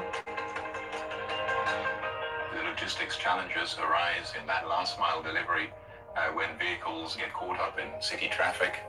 And this is what causes delays, unreliability, and of course costs. And these are the types of challenges that we believe that we can solve by combining. So imagine like the drivers on the way to deliver a package and they're in traffic and like, oh, this is holding me up now, and they just boom, drone, pick it up, take it. The drone takes it. There's a Merc van there. Mercedes vans and drones, how it works. It's coming, guys. It's all coming, innit? But Steve, you legitimately, your idea there is already being done. I mean, look at this Merc van here.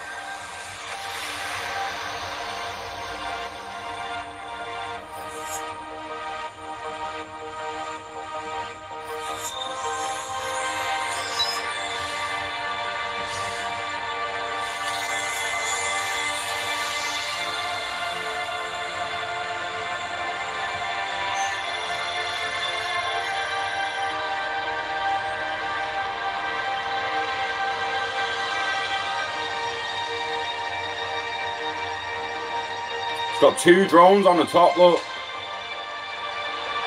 Giving the drone a package while it's on fucking route, like.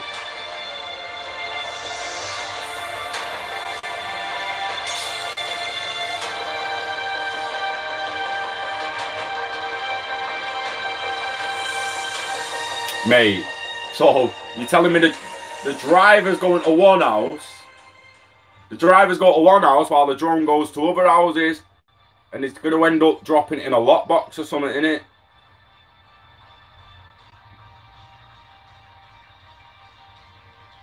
Me and you, Steve, have had, even if you didn't know about all that, you've just had that idea. Do you know what I mean?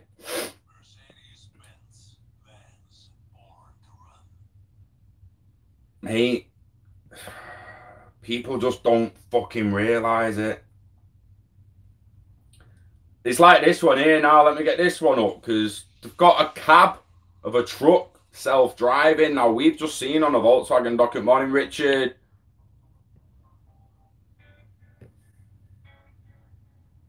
Yeah, Steve, it is pretty decent, that, innit? But here's the big one, the Mert one. But we know off Volkswagen that this cab's going in the end.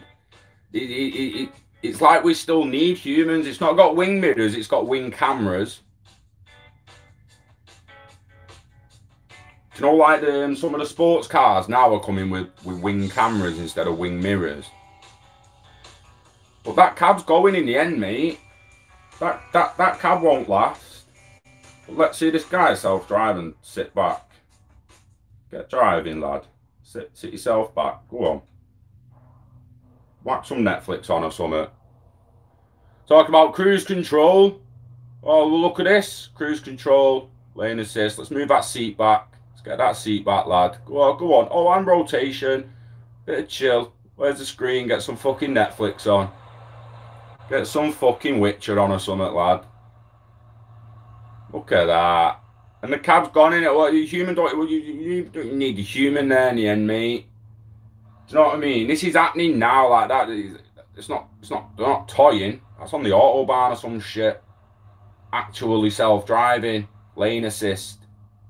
Now, don't get me wrong. It's pretty. It's going to be a little bit harder for the truck to navigate around a city on its own, innit? That is an hard bit. For they've got it lane assisting down the motorway. The guy's turned to the side, chilling. Look, he's watching Netflix, mate. He's watching fucking Netflix.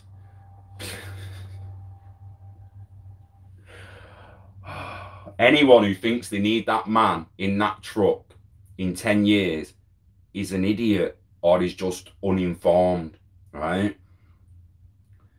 I'm not saying there's not going to be a man in a truck by 2030. I'm saying they won't need him.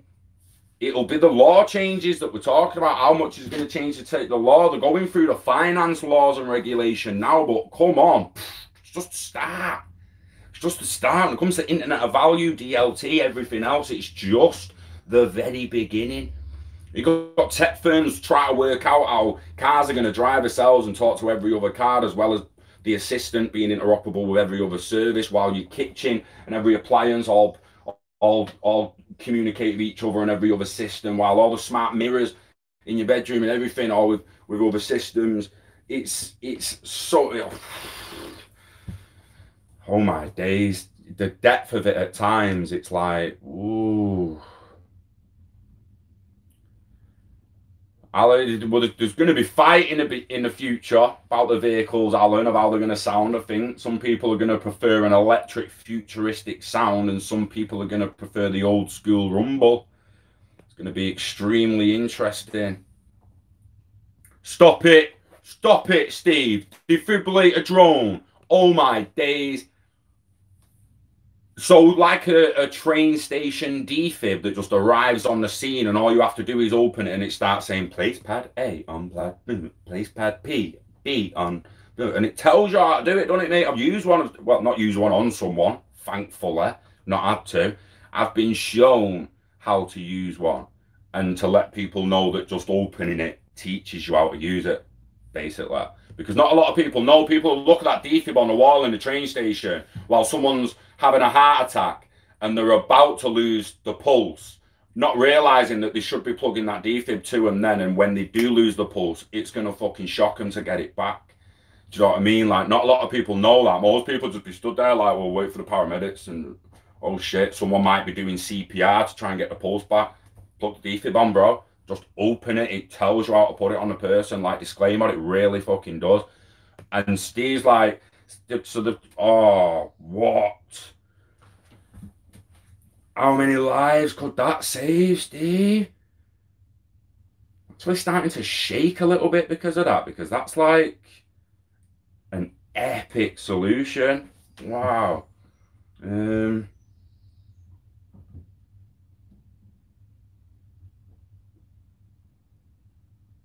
Oh, it's been listening, Google. It's right at the top when I put defib. Right at the top.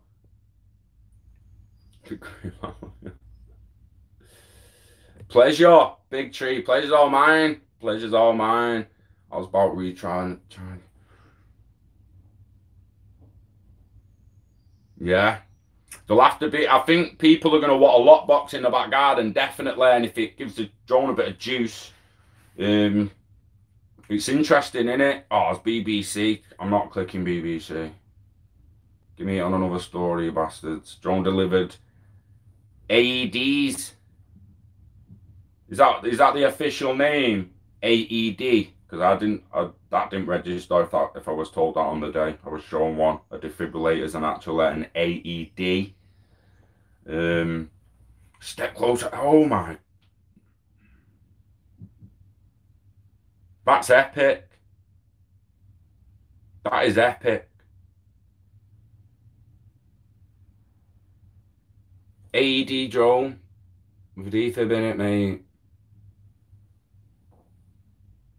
Not only that, if it's from the hospital or a hospital depot, it can have a paramedic on hand, or it can have two-way communication with a paramedic like Steve in an ambulance on its way to the scene. But the drones get there first, obviously. So boom, send the defib. Woof, defib. Another rapid response car that's a little bit smaller than the ambulance. Well, it's not a little bit smaller, it's a lot smaller than the ambulance. It's rapid response. It can get in between. It can get there quicker and just be like, yo, ambulance is on its way, don't worry. Whoa, whoa. Imagine how fast the drone defib's going to get there with then two-way communication from an ambulance, possibly. Mate. So this is another thing that warrants a bit of research and that.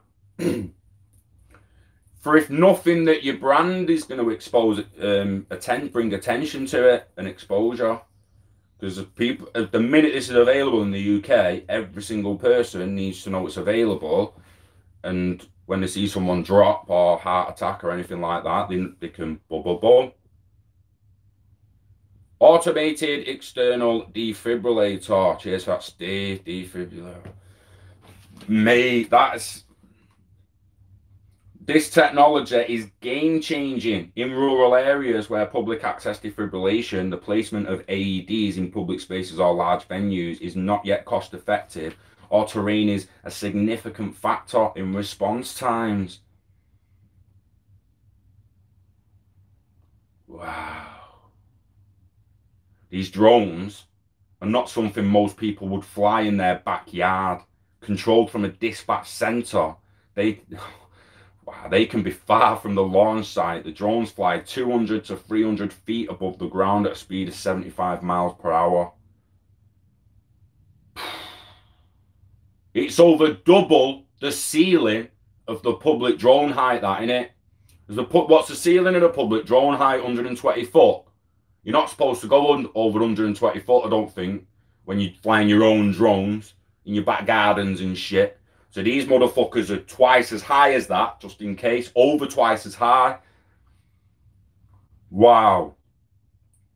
And most helicopters are likely going to start flying over 300 feet if they don't already. That's probably interesting in aviation. I'd imagine that in aviation they likely already do.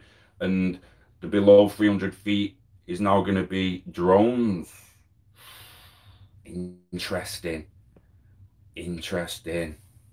Think of a golf course and everything, Steve. Exactly, mate. Like, people, like, you're on the front line with this, mate. So you know firsthand how hard it is to get that ambulance to people sometimes. It's not a small vehicle. It's and for what it is, for how small it actually is. Like, it's weird because you catch 22, everything that's in it, it's a life-saving vehicle that's got a lot of shit in it, and it is a big thing when it comes to saving lives. And it's only small compared to a fucking truck.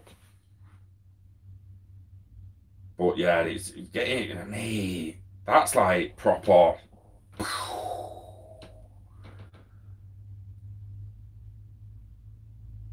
Because they'll work, and they'll start working, and people will use them and start using them. Oh, look at that one. That one looks bad, man.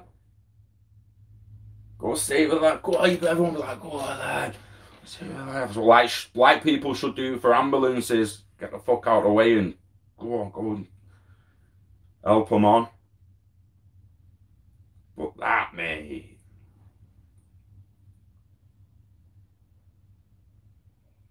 So he's in Toronto with that one there.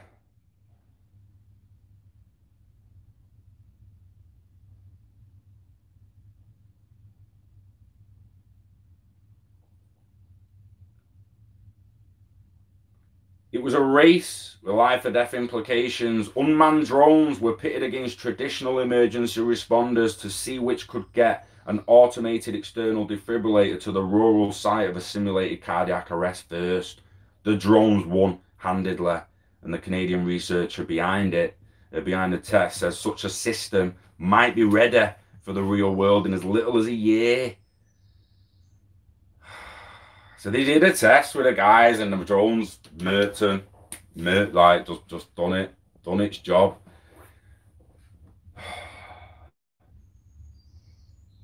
I like that, you know, because that's the kind of use case I want to be seeing more of, mate. Do you know what I mean? Life-saving use cases. Don't just make this guy money, send this guy money. And don't get me wrong, money can turn to aid, which can turn to life-saving resources and all that. I'm not disputing that.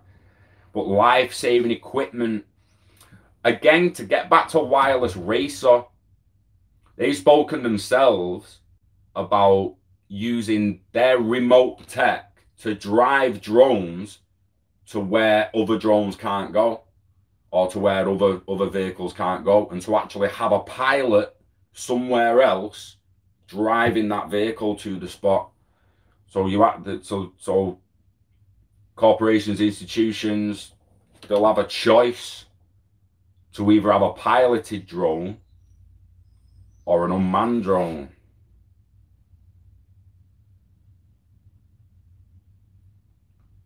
Very, very interesting. Do you think there'll come a point where there's a guy in a drone taxiing people about? Is that even working now? Like taxi drones anywhere, Dubai, taxi drones, Dubai's going to do it first, aren't they? Or Tokyo or fucking South Korea. Tell me that's not real, what I've just seen pop up on a phone. Tell me that's not actually flying people up. Mate,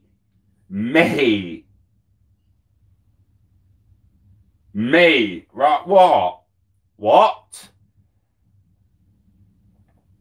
I knew that, mate, I've seen pictures of this shit, don't get me wrong, like, I might be acting a little bit too surprised here. Because I know they're building them, and I know they're testing them. But as the test, how long are some of these tests getting, mate? Like, are these nearly live with taxi drones, and are they manned or unmanned? I'll get this on. Because this is the taxi, like, that's what I'm saying about taxi drivers. Like, have they still got, can they be reskilled as drone pilots for a bit? This is flying itself. It's flying empty. It's flying empty. Like, it was flying empty. Not kidding around when it proclaimed it would be the first in the world with a flying taxi service, which is why it staged this quick 5-minute liftoff with Dubai's crown prince, Sheikh Hamdan bin Mohammed, as the passenger. He's a GM, innit? He's a GM. Do you know what I mean? Like, over here, it'd be some random dickhead who didn't give a fuck about in case it crashed. They'd be like, yo, don't don't be putting Prince William in it. It might crash. You know what I mean? Like, this guy's like, no, I'm the prince. I'm testing it. Ain't no one doing a takeoff before I do a takeoff. You know what I'm saying? Man's a prince. I do it first. That company is the parent company of car maker Mercedes-Benz, so this is not exactly a Kickstarter operation. The automated vehicle is a two-seater, 18-rotor flying vehicle which lifts and lands vertically like by itself. It took the city's crown prince on a 5-minute flight, 200 meters above the stand. Volocopter wants to offer 660 foot that. Minutes and will be hailed 720 foot. It also comes What, 600? with parachutes inside for ease of mind more than anything. Parachutes inside for ease of mind. For now, but the What? chief says that will all be updated in the future. But let's be real. With competitors like aerospace bigwig Airbus, Kitty Hawk, which is backed by Google co-founder Larry Page, and of course Uber, in addition to a handful of other realistic competitors, this is just beginning, guys. Oh, this is just beginning. But me, I didn't know. Like, I did not know the Crown Prince has already been on a 5-minute taxi drive in a fucking drone 300 meters above the ground. Like, what? Uber drone? Me? Let me just start let me start finding out how, because you know when you take your eye off something for a few weeks, several weeks, maybe even a few months, that's quite a bit of time for technological research and advancement if you're at the right stage of innovation. So have it right. Some things can take years at times, but once it's all on paper, you've got the active working prototype. You are pretty fucking close to tests, and sometimes you overlook that. In the same way, testing in DLT and with all the new networks and the financial system, it's Uber drone taxis. Have they got one yet? Uber drone taxi Dubai. Are they all involved in the same fucking vehicle? BBC again. Fuck off, BBC.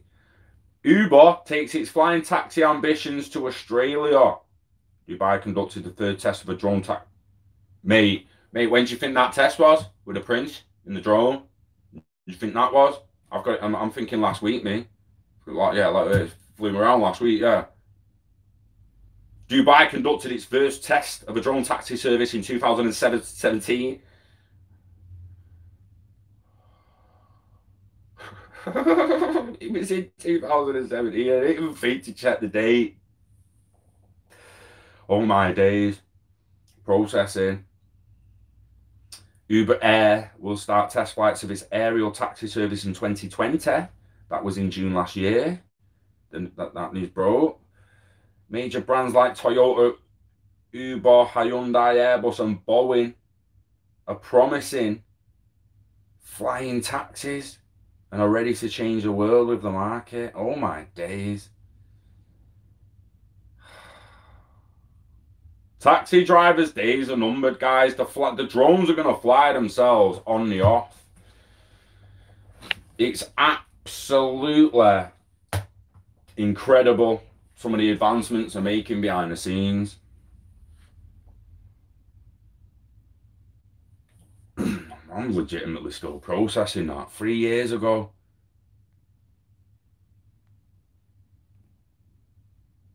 XRP has no usage. Here we go. Here's another Google user.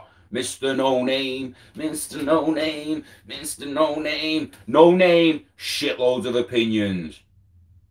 In one ear, out the other. Slow your roll. It's never going back to all-time high. You keep thinking that, mate. And fair enough. You're entitled to that opinion. But again, it's going to be one of them opinions that goes in one ear and out the other. Because it's... bleh. You might as well have just put... bleh. Bleh.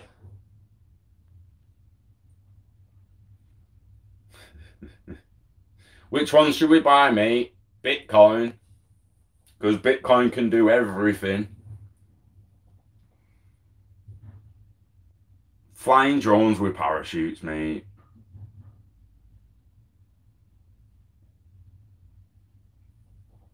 May 2018. See, now that is concept, and I've seen stuff like that before, so this is what I mean by it's alright seeing stuff like that before, but that's clearly just a concept.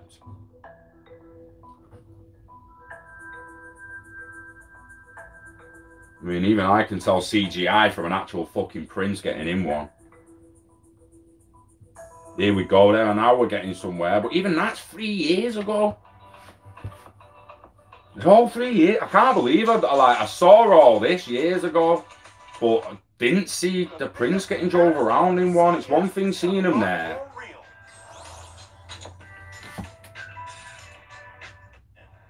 Like that. Yes, they showed off our prototype, and this year the company said it's actually flying. And that's why it's got like. In fact, eHang says it's completed 200 test flights without a crash. The eHang 184 can hit a ceiling of about 11,500 feet and fly about 30 to 40 miles on a charge. Yes, it runs on electricity. Yeah. Well done. Seen that. Impressive. But damn, the prints have got like a completely different ball game when you start saying the Dubai Crown print. Like, gets a taxi ride in one.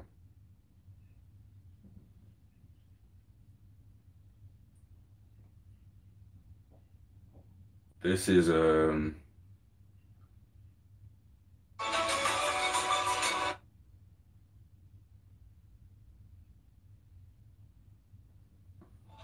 there's even ones like this.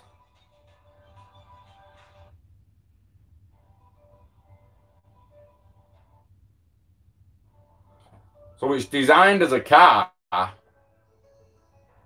Again, CGI, prototype, ideas. But we know how fast ideas can become flaming reality, guys. Gets on the runway or to the point of takeoff, helipad, and it's VTOL. That's a VTOL aircraft. Look at that. Again, it doesn't tend to take them long to get from stuff like this to actually creating it once they've got the vision in mind.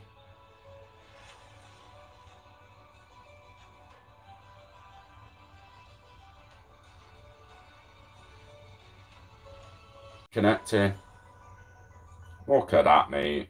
Propellers obviously go flat, you go forward like that, mate. Mate.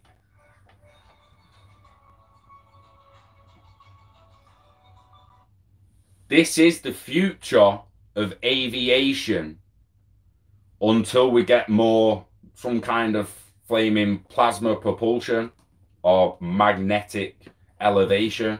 Levitation. I don't know, but this is legitimately the future of aviation, especially short range aviation. Like, you'll probably be able to get anywhere in the UK with a little drone soon off the top of some building or off some helipad. Morning, Mark. Who's making these? R-Star. It seems everyone. Like, legitimately, mate, like, without fucking about, if we just come on to drone taxi, I mean, we just Google drone taxi Dubai and search, then go to videos, mate, it ain't just that one that we've seen taking the Crown Prince. There's other designs. And I'm struggling to even see a video now past 2018. I've only seen the 2019 video. They're all 2017, 2018. Which means where they've now got must be a little hush-hush just before they, boom, do a full release or rollout or something. Because where'd you go after taking the Crown Prince on a 5-minute journey? Where'd you go from that? You roll it out and have people pay. Do you not? Like, what other test is there to do? 10 minutes? 15 minutes? 20 minutes? You've done 5 minutes with a fucking print. Like,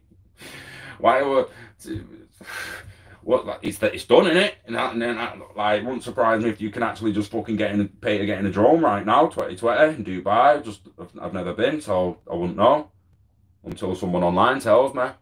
That's the world we're living in. You got to trust other people's information and sources, aren't you? And so I actually saw that footage of the guy actually climbing in the drone and it fucking off with him in it.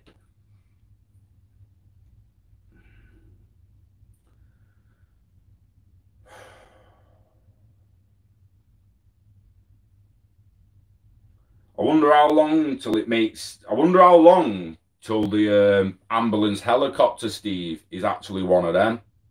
So you've not only got maybe a high-speed small defib on the way, rapid response defib, you've actually got a drone ambulance behind it, especially for when helicopters required instead of the helicopter.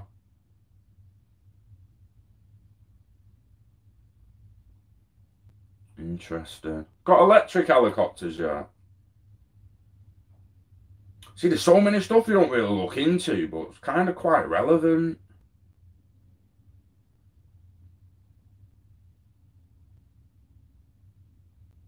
Because helicopters legitimately just going to become drones, aren't they? I'd imagine they'd die out. The Sikorsky Firefly, built for research purposes, is an all-electric helicopter. Interesting. The helicopter can hold the pilot, no passengers, can operate for 12 to 15 minutes at a top speed of 80 knots, around 92 miles an hour. I was in research, so they're researching electric choppers now. Currently getting 12 to 15 minutes flight of one person. Not very good, one would say, but what was the first petrol chopper's performance like? Did the guy even survive? Do you know what I mean? Like, you got to start somewhere, haven't you? You got to start somewhere. Yeah, exactly. 5G and beyond in it. It's going to cover so many devices. I'm looking forward to it, me. I'm going to be honest. Not that I'm not going to start taking precautions in the future to reduce the amount of signalage passing through my body, should we say. But yeah, I'm looking forward to 5G improving communications and improving living standards for a hell of a lot of people over the world, and improving aid and all that kind of stuff, because it's what the world needs. The internet made the world smaller. It made communication with other parts of the world easier. It made helping other parts of the world and knowing other parts of the world need help easier. Blockchain, DLT, and instant settlement is only going to make it even easier. 5G, better communications, only going to make the world even smaller. Again, with the internet of value, autonomous machines and stuff coming in, the world will get smaller. Wait till Hyperloop. Wait till Hyperloop. And someone in India can get to China in just an hour or two, because like, on mate, gone straight across India, through into China, done. Or someone in California can go to New York, like, boom, just boom, done. As fast as they go from flaming downtown LA to San Diego at the moment on the bus, do you know what I mean? Like, legitimately, that bus ride from downtown LA to San Diego at the moment is probably how long it's going to take to get from California to New York on Hyperloop in the next 30 odd years when it's set. Will we even need Hyperloop or want Hyperloop if we get drones out fast enough that can ping it in a similar time? The world's about to get smaller with faster travel and faster communication and faster settlement through payments. It's just going to whiz. It got smaller with the internet. Going to get smaller again. It got smaller with the shipping container and ships and that, and trains. There's awesome cart and that before then, guys. And then trains came, and something that took you 3 weeks to get there on a horse was now a few hours on a train. It's like, what? How small is the world? Now we can go fucking London and back in the same day. Shit. It's unbelievable when you put it into them kind of perspectives. So, and the same people that built that kind of infrastructure, from the train to public transport to cars and the vehicles we buy, are the same people now building the autonomous framework for it to be done itself. All them jobs, mate. And people need to realise they've got to start reskilling. They've got to find another purpose beyond what they currently do if they are someone whose job looks to be taken by an autonomous machine in the next 10 years.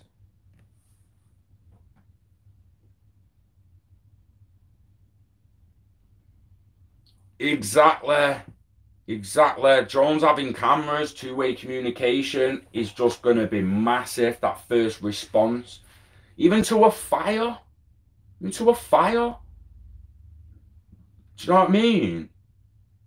Imagine a tiny, and not tiny, but a small little fire, like fucking fireproof drone, excuse me, like flame retardant propellers and cables and everything, just pinging through the window in a fire building, and the fire chief's outside with his drone pad controlling that little drone, and then he's got other big drones that all come out with fucking big fucking flames. They've got the hoses coming off the drones down to the engines. The drones come off the top of the fire engines with the hose in them and go up, and the guy's got the little drone inside, and he's like, right, soak that fucking room, soak that room, got person hiding there, get a man in there to get that person out. The implications of drones for the fire service, if you make the right kind of drones, is massive. All implemented and possible through DLT, 5G, and IoT. It's madness. It's madness. Like we truly moving into futuristic times for some of us. Like, there's a lot of kids today that this won't seem futuristic to. It won't seem that futuristic, especially the proper young ones who are going to grow up.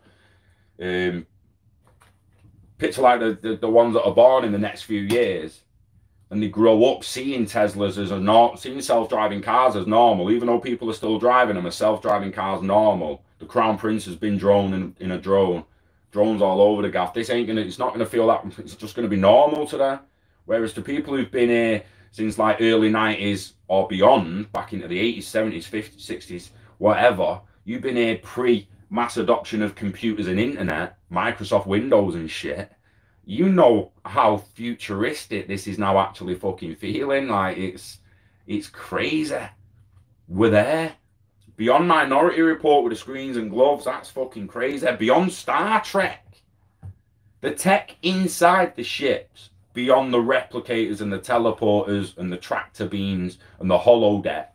We've got better screens than they had on Star Trek. We've got better communicators than they had on Star Trek. The flip phones and that. Obviously, in the end, like, they had just, they just pushed the fucking button, didn't they? But we've got that now. Just push your earpiece and get communication to someone else. Fucking earpiece, mate. Not like, you know what I mean?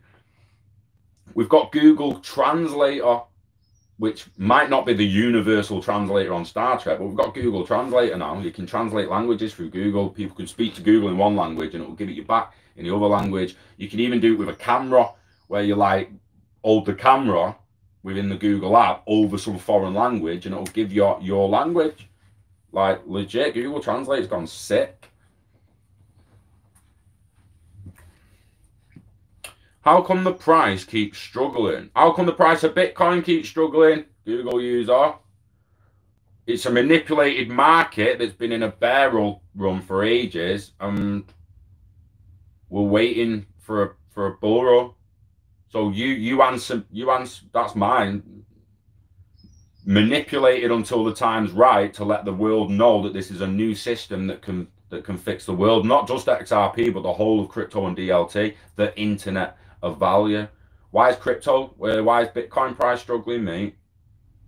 Well, why do you think Bitcoin's struggling? Because it ain't at 20 fucking K.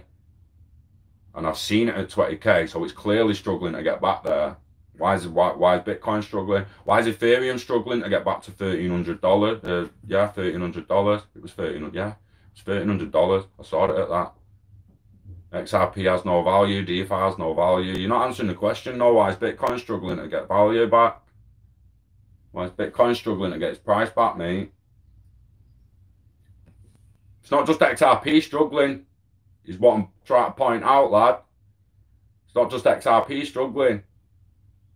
Everything or almost everything is struggling to get back to new all-time highs, except for maybe newer projects that are possibly at their all-time high now.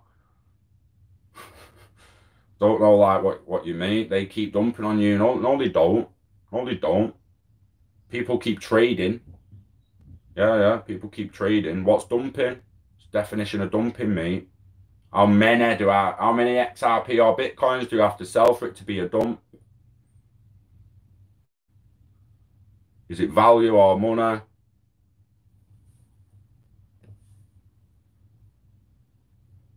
Who's using XRapid, ODL? Which major banks? Well, the one we know, what the most well-known one lining up to use it, mate, is SBI. SBI Holdings in Japan.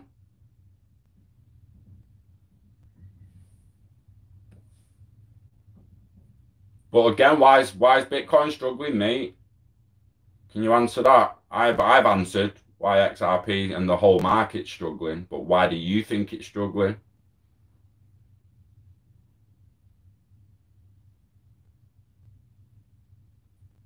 Nothing, no, just no. Thought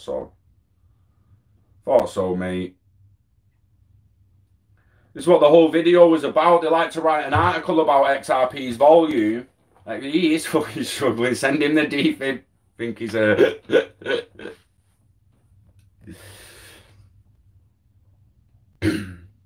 You just think Ethereum has 1,000 times more utility. Right, interesting. It's what you think. It's an interesting thought. Still doesn't explain why it's struggling, does it? Why is it struggling if it's got 1,000 times more utility? Why is Ethereum struggling to reach $1,300 again? Because it's got enough ICOs to be worth way more than that. It should be worth way more, mate. I said that at the beginning of the video. If you watch the full thing, already said that. Ethereum market cap with all the ICOs actually run on Ethereum. Ethereum should be at the top, should it not? Should be number one. Not Bitcoin, not Tether, not XRP. It should be Ethereum. Because it's got the most value in its network currently. Again, you're just on XRP. It's highly centralized. The world wealth will not like you. I didn't ask for that opinion, mate. I asked for why you think Ethereum and Bitcoin are struggling. You give me answers to questions they haven't asked me. I don't care what. Well, I don't care about that opinion because it's not centralized. It's just not. I'm fucking not going to be able to get that story up now. I need to find that again and save the link to it.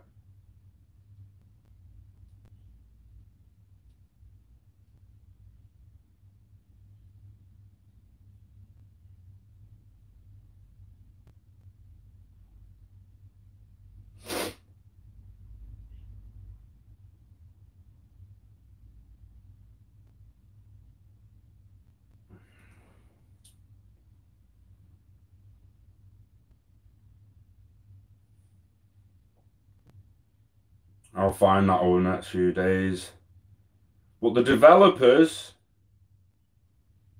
put in a request to change something within the XRPL, and Ripple weren't quite ready to do it on their part, didn't really want it done at that time, they didn't see a point for it. But they don't have control of the consensus anymore. The network is, they have to come to a network consensus to agree. So Ripple is, XRP isn't centralized. XRPL is decentralized. XRP is a digital asset.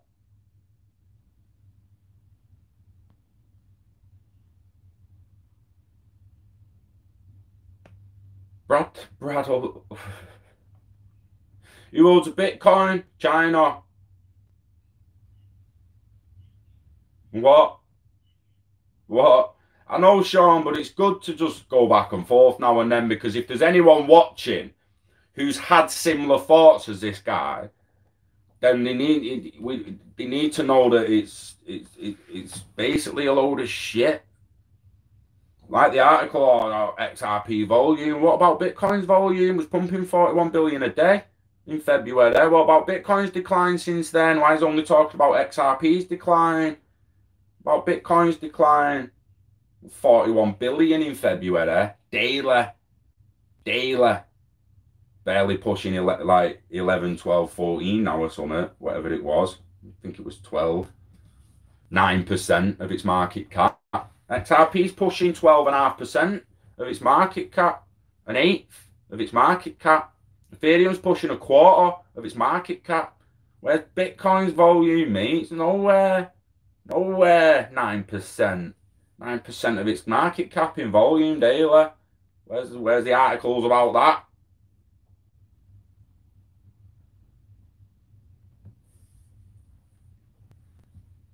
People don't like the fact Ripple has XRP. It's the same as the quant guys, right? So the quant guys don't like the fact that Ripple sells XRP. They say, oh, they made it from nowhere, created XRP out of nothing and just gifted it to themselves. And there's like, well, what the fucking hell do you think the quant guys have done with QNT, mate? It's no different.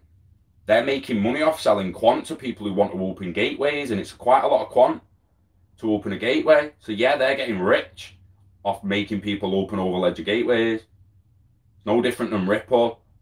They mined quant out of nowhere. Ethereum just went, there's your quant. Like, what the fuck's that? If XRP comes from nowhere, so did quant. If XRP was just created out of thin air, then Bitcoin is mined out of thin air. It's no different. There's mineable, and pre-mined. You either mine it all at once from the system and algorithms you write, if you're smart enough to fucking do it. Yeah?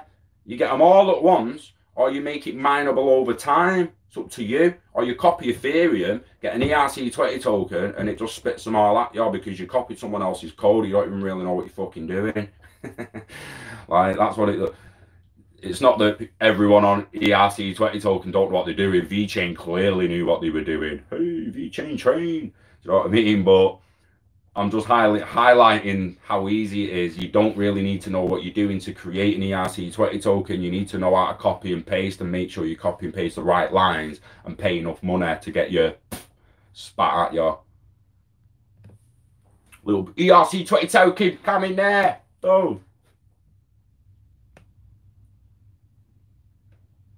Yeah, they don't get the escrow, and the escrow would need consensus in the network to change now. So it's all pre-agreed, and the network clearly agrees when Jed McCaleb can sell his, and when someone else can sell theirs, and when someone else can sell theirs. That's all pre-agreed. What happens when all that's sold? Do you know what I mean? People need to start thinking long-term ahead. Yeah, Jed McCaleb keeps dumping on the market, You mean he keeps trading tokens at the time he's been told he can trade them? What happens when he's got none left to trade? He's no longer dumping. What are you going to be saying then? What chart says it all? The volume chart. I know it says Bitcoin's volume went from 41 billion down to 10 billion. That's what the chart's telling me. Pretty much a similar decline as XRP's had, but there's only an XRP article, not a Bitcoin article. It also tells me there's a lot of FUD going about.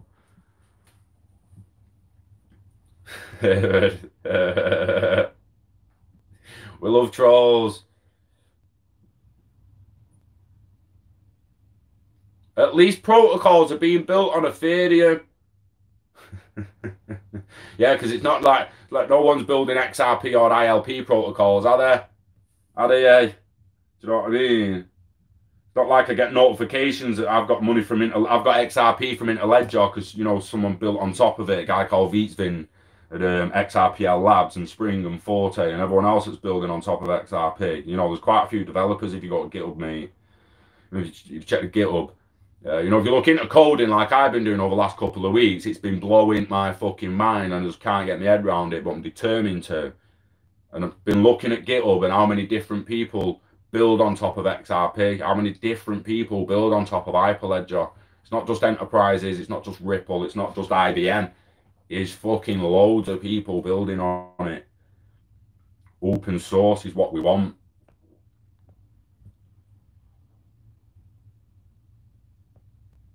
Yeah, chart says 3,000% up since inception. It's bloody brilliant investment. It really is as well. Bitcoin's up 9 million%, my dude. Your gain's up 9 million%. Your gains.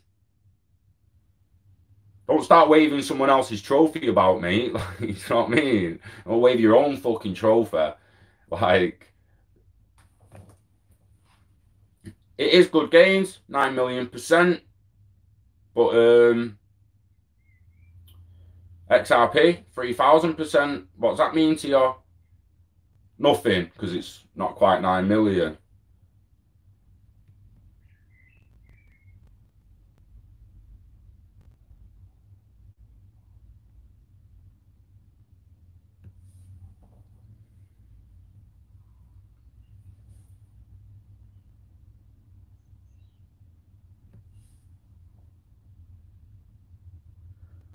There's also, they forget easy though, like, people forget quite quick. Did they not realise that last time Bitcoin ran before XRP ran, and the whole market dipped before XRP dipped? They all dipped at slightly different levels, even though they all dipped.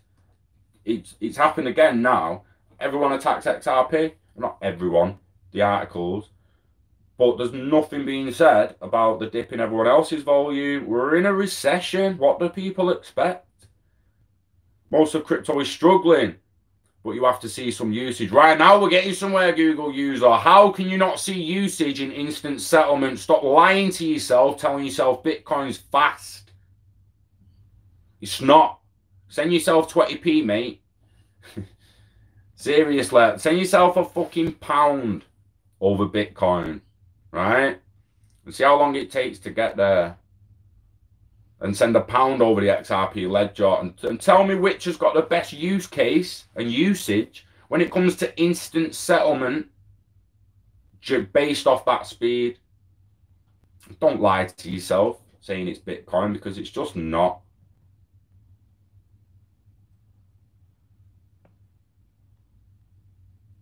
BTC's being put on Ethereum. Why? Why is Ethereum not being put on BTC? Why is Ethereum not going on BTC? Why is BTC being put on Ethereum?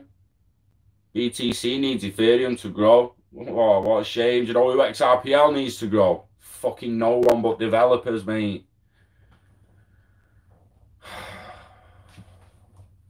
You make a project that needs another project to fucking grow. That actually needs it. Not like partnering together and brand awareness together and all that bullshit. Fundamentally need each other. You've got problems. What if Ethereum didn't exist? What would Bitcoin have done, mate? Do you know what I mean? Like, how can you say Bitcoin needs Ethereum to grow? Now, the internet of value, latest Carl, the internet of value needs basically any and every crypto it can get his hands on.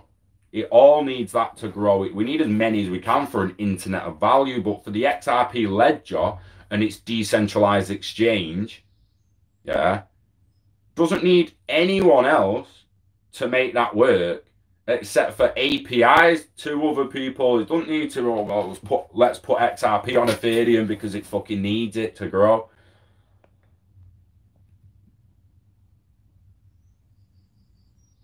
Yeah, Herson, I don't think he understands it. Although we promote XRP a lot because it is legitimately the best bridge asset on the planet, we also promote internet of value and the diversifying of assets and portfolios. 100% we do, because it is more about the internet. We've been talking about self-driving cars and shit for the last couple of hours. So if you had any brains about you, you might think, oh, I'm going to go and have a look at IOTA, because maybe I want a little bag of them, judging that all that's coming.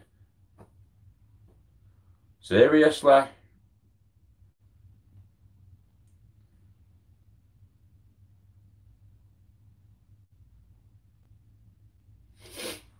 Yeah, the thing about Ethereum, Alan, is and everyone else, it is, like I say, really, really easy to make an ERC20 token. And like Matt Farley did with his house, you can control your house on it. So in that respect, it's got use case in the real world, in my opinion. Once people figure it out, you can make your own personal home network on it, or you can even do it on Hyperledger Fabric and link it to an Ethereum and an ERC20 token through Hyperledger Quilt ILP and other means. The Ethereum virtual machine runs on Hyperledger. Again, we're figuring it out. We're getting there. We're getting there. It's all going to work together in an internet of value, and we're going to teach people, show people in the end how they can construct and build their newfound houses through the newfound wealth in a way that's going to be future-proof for the digital world. 100%. We can see the vision, and we're going to be able to... that's trash. Oh my God. That's trash. Do you know what surprises me? Is Jay, like Jay's a top guy, Jay Holocene, SPQR, top guy and all that. But he said on Twitter the other day, he thinks VeChain will be one of the first apps used, first things used in the real world, and I'm thinking it already is. Not seeing the video. Because now I need to double check that it's the fucking VeChain app, but it's VeChain app.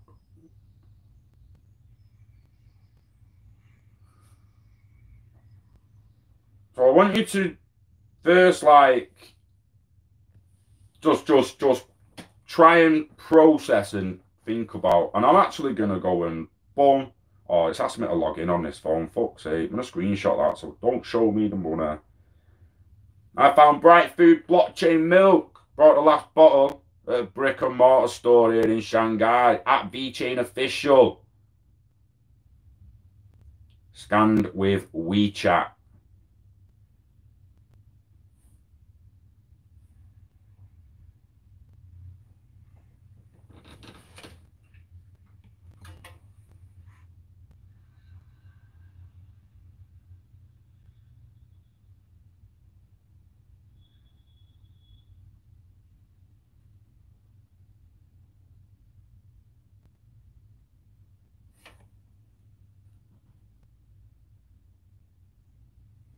Try and get the name of that app. It's having a foreign in it.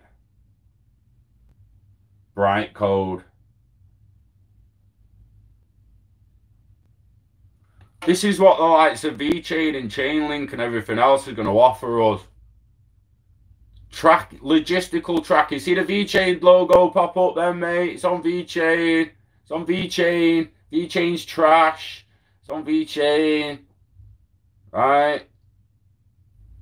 All the information. It's going to have network information. It's going to have produce information, who created it, where it was created, its whole life cycle, the cows it came from, and how they live. Like 24, like you need 24/7. We was talking about the other day about the chickens, seeing the chickens 24/7 footage. Don't talk to me like VeChain's trash. It's an open working app. And just because it's not in the country that you live in, it's not in your little bubble, and you don't use it, doesn't mean it's trash, right? Even Quant Overledger, just because it's not in my, but I've not once called it trash. Might have at the very, very beginning, but it's not trash. It's expensive. It's going to make the Quant guys a lot of money. If it wasn't so expensive, it'd seem great. It should just be like a 50 quid operating system. Even free, you know what I mean, and contributions and stuff like that. So for Jay to not realize that it's an actual working platform, VeChain at the moment, it's actually quite surprising. It's there. They're already clearly tracking milk and other products through it to the point where I talk about it being tracked. I mean, that was last year, June the 5th, 2019, that video first dropped. But there was a use case. Bro, it's being used. The fat people still fucking question something that's actually being used and saying, oh, well, does it have a use case? It's probably like, why'd you question the use case of something being used? It's like saying, like, watching someone drive a car past and saying, can you actually drive that though? What? You just watched him drive past. What are you talking about? It's like, I don't know what else to say on that really. It's being used, but just because people don't see it right in front of the face being used, or they're not using it themselves, apparently it's got no use case. You're just likely going to use a different one if you don't use VeChain. I've asked the question, how are VeChain, Chainlink, and everyone else going to become interoperable through smart contracts? And so if I scan something on VeChain, whether it's on VeChain or not, VeChain can show me the details of it. Maybe that's Overledger and it's flaming gateways. I don't know. No one's explained that in that way to me. So, yeah, the Ethereum's got a serious network effect. I don't see it going anywhere. And I don't see things as replace. No, it's not about replacing. Replace Ethereum. Ethereum's barely got off the fucking ground itself. It's going to be replaced straight away. There's going to be competitors and it might die off. But is it instantly going to be replaced? It's like we can say, oh, Cinnamon's going to replace YouTube. No, it might. It might. At first, it's simply trying to compete.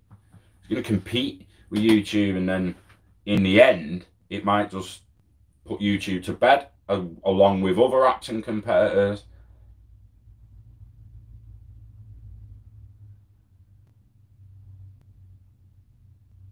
Mate, where do you think VeChain was built, bruh? VeChain's an ERC20 token. Similar to Chainlink. Like, again, it's about choice, healthy choice, a level playing field. Like, you might not want to use VeChain, you might want another. Well, see if Chainlink can do it for you. If that can't, see if you can build your own on Ethereum. If you can't, see if someone else has built what you need. Like, everyone's looking for someone else to build something, and instead of thinking like, right, how can I actually build what I fucking want? Everyone's sort of open source this, and you can do this and build on top of that. Okay, I want to build what I want. I don't want his fucking servers dipping into my information. I don't want his fucking servers getting my information until they've passed my fucking network permissions. Don't get me wrong, the police need details. They're just going to be like, give me your fucking network, do you know what I mean? But for someone buying data, why can't I set details and parameters on the permissions to actually access my data through my network before it even leaves it? This is what we need to make sure that that development's being done to make it as fair as can possibly be. Not just fair between the institutions and corporations, but between us and them. It's got to be fair all round.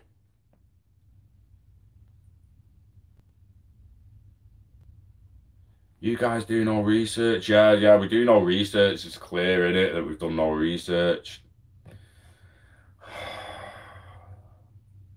People can't research every project. There's too many. When are people going to get that in their head?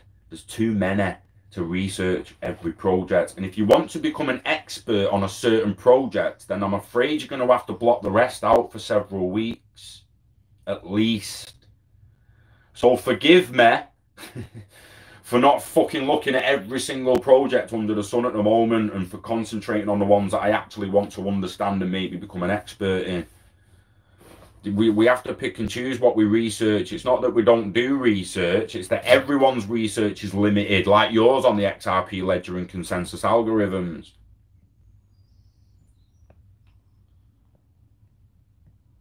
To start a small bag of IO, it wouldn't be a bad idea, Diesel. Seriously, mate, like the Tangle and automation and all that, it's got a good chance of being a big thing in the future. Seriously, like,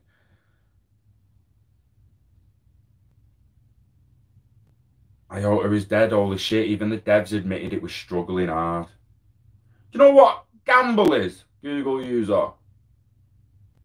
Do you know what gambling means, and trading and investing and taking a punt, and you know what all that actually means?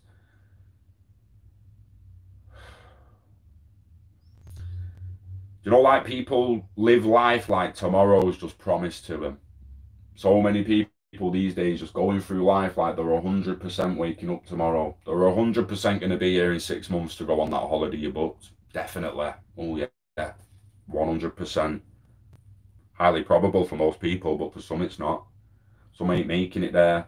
And you know, some people act like their fucking their opinion and their version of how a project's going to go is the only version and the only way it can possibly go. And just because like maybe one dev says that, oh, we're struggling to work it out, it means they're never going to work it out. Fucking Einstein, no doubt, used to struggle with relativity and shit before he came to his conclusions.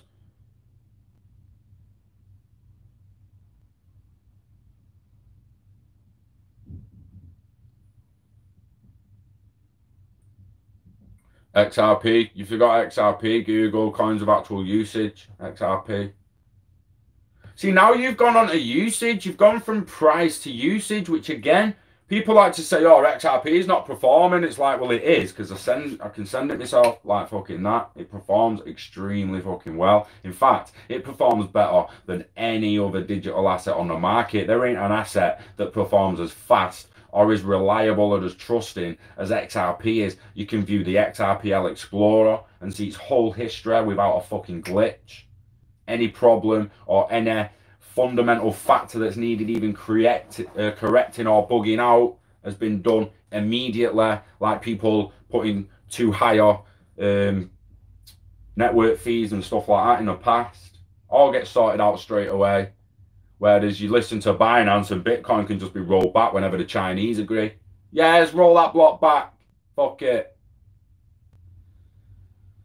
Talking about usage. Oh, nothing works better than XRP, mate, for settlement. Nothing. Nothing can be sent as fast. So when you talk about usage or price, because you've gone from struggling to maintain value to now just pick coins with usage. Bitcoin's not got much use case, mate.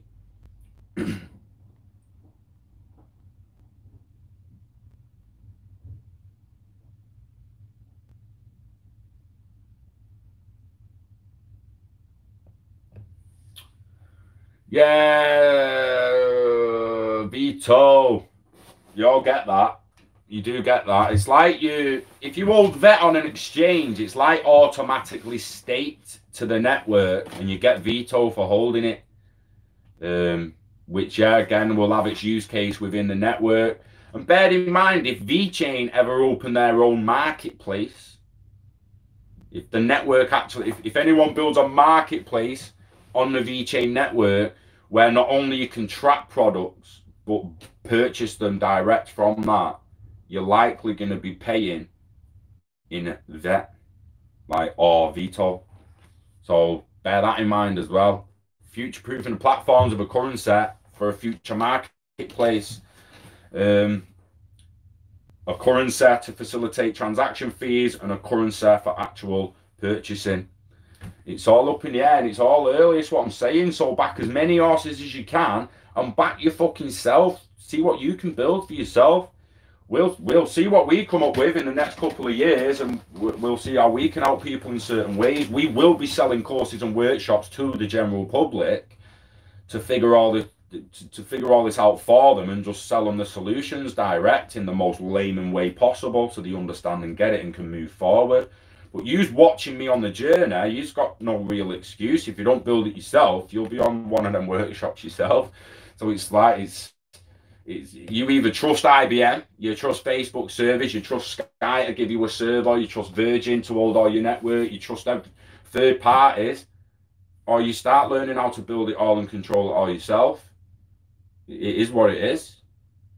It is what it is, and we've got time. We're still early. Hyperledger's on version 2.1. Learn it before it's version 10.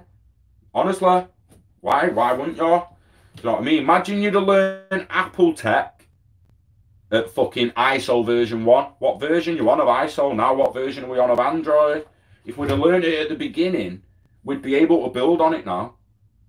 So learn it as fast as you can. If you've got that tiny little inkling that you want and are interested in building it, go for it and learn it. If not, We'll help you in the end implement it into your house and business. No danger, because we will be figuring it out. We've began setting up the DLT consortium to get developers and businesses and brands together to figure all this stuff out and come up with ideas. So we'll be adding people to that. It is on WhatsApp. So sacrificing your phone number and that to the group, it's just so it's a little bit of KYC. We don't exactly want fucking pictures and all that sending in, but we need a phone number to contact people out now and then, because we're looking to work together on projects. So yeah, if you're interested in joining it, give us a shout. Also, DLTCONUK is on. I'm sure I dropped the link in the description. I could have swore I did. Let me just check before I go.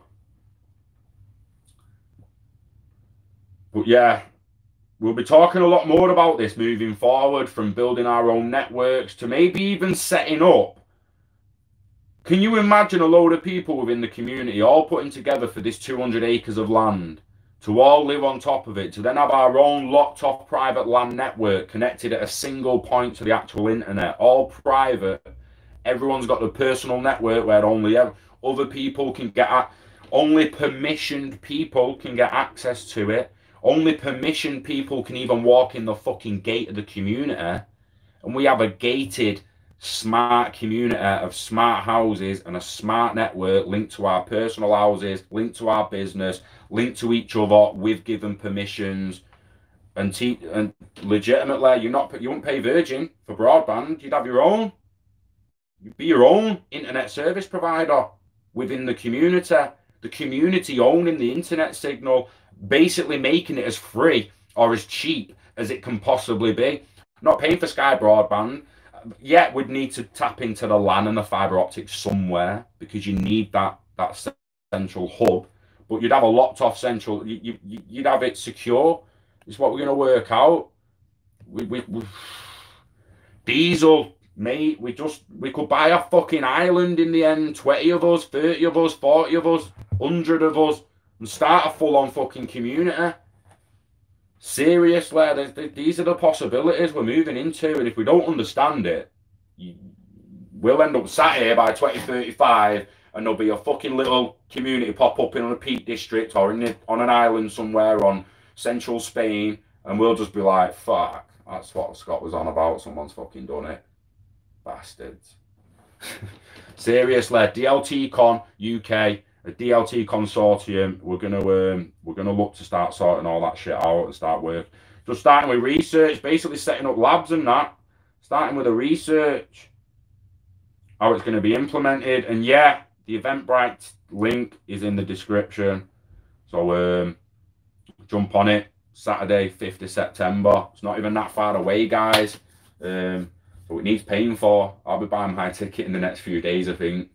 So yeah, we need to get the venue paid. So if you want to come, you can make it along. Be much appreciated if you could help pay the venue and purchase a ticket. Yeah, they do the offer VTHO on your vet that you own. You don't even have to like freeze it or anything on BitTrue. It kind of just gets given to you, I think. And I think you actually airdrop vet every now and then, because it's gone up a bit, bro. Like, unless someone sent me some VeChain recently, which thanks if you did, but mine went up a little bit on BTrue. Everyone's like, ah, get your money off the exchanges, get your money off the exchanges. And I'm like, why? They're giving me, it's growing, you dickhead. I'm going anyway, because the cat's outside with me, man. He nearly got off on me before. He didn't come back to me. I got a little worried. I just need him to go in the garden and come back. Do you know what I mean? But he's scared of the garden. He's a little wary. He jumped in the next doors. Won't come back to me. So I upped the fence and went and got him. Little St. George is currently available. Stop it, Steve. But you know what I mean? And again, people say this. People will fucking throw that Epstein joke in and that all the time, won't they? Oh, you know, private island. It doesn't have to be an island. It just needs to be a community where people feel safe. People think they're safe. The family's safe. The data's safe. The value's safe. It's fucking safe. You know what I'm saying? Laters, Alan. Appreciate you all coming in. That's how I got veto. Yeah, you just landed in your Bitru account, Steve. It's basically staked in your wallet as it is, as far as I'm aware, and it gets dropped, yeah. So, but apparently that's trash. Just give you value for nothing, but it's trash. So we'll see you on the next one. Invest in it all, everything you can. Just try and back the right horses for you. Do you know what I mean? Like, some are going to pay out before others. Some are going to pay out better down the line. And it pays to learn about coding and get to grips with it. Like I say, if not, we'll help you down the line. There'll be some courses running next year from the beginners stage. I'm going to try and get a workshop towards the back end of the year after DLTCONUK. We'll showcase a little bit of it there. We'll try and get a course up towards the back end of the year. But they'll be running next year, no matter what. Starting with basically getting the gist of the internet of value down into invest. And again, it's based more at the general public who don't already know about this stuff, but then the intermediate course that will come after, or even a beginner server builder and network building. So we'll teach about it, but then people's going to want to know, well, how do I set a server up and get the base Hyperledger network on it, create myself a little ERC20 token. So I've got my own little token in my own little network, in my own house. I connect my business to it as organization 2. So I've got houses organization 1, business as organization 2. I've got a Hyperledger Quilt API. I've got the XRPL API set up. It's all linked to my XRP wallets. It's linked to the ILP payment pointers. It's linked to my channels. My website's hosted on my own server. Yeah, we're gonna get there and help people do it. No danger. And it's not like you can't do it yourself now. It's like it's what I'm doing. And if you've got more money there, you'll get it set up before me, because we're at a point where we're gonna need to buy a server. We're gonna need to buy the hardware before we can truly start testing the software. I'm trying to do it on a laptop at the moment, and I'm just struggling. Meeting Danny and a couple of coders in a week, so stay tuned for what happens after that. There will be more information coming out after that. There's an island in the works that's up for sale. So there's quite a few, you know, Steve. Quite a few islands here and there. There's always hello, lad. I'm going anyway, guys. Invest in yourself, invest in internet value, live long and oddle. Wishing health and happiness to you and yours. I'll see you on the next one. Peace.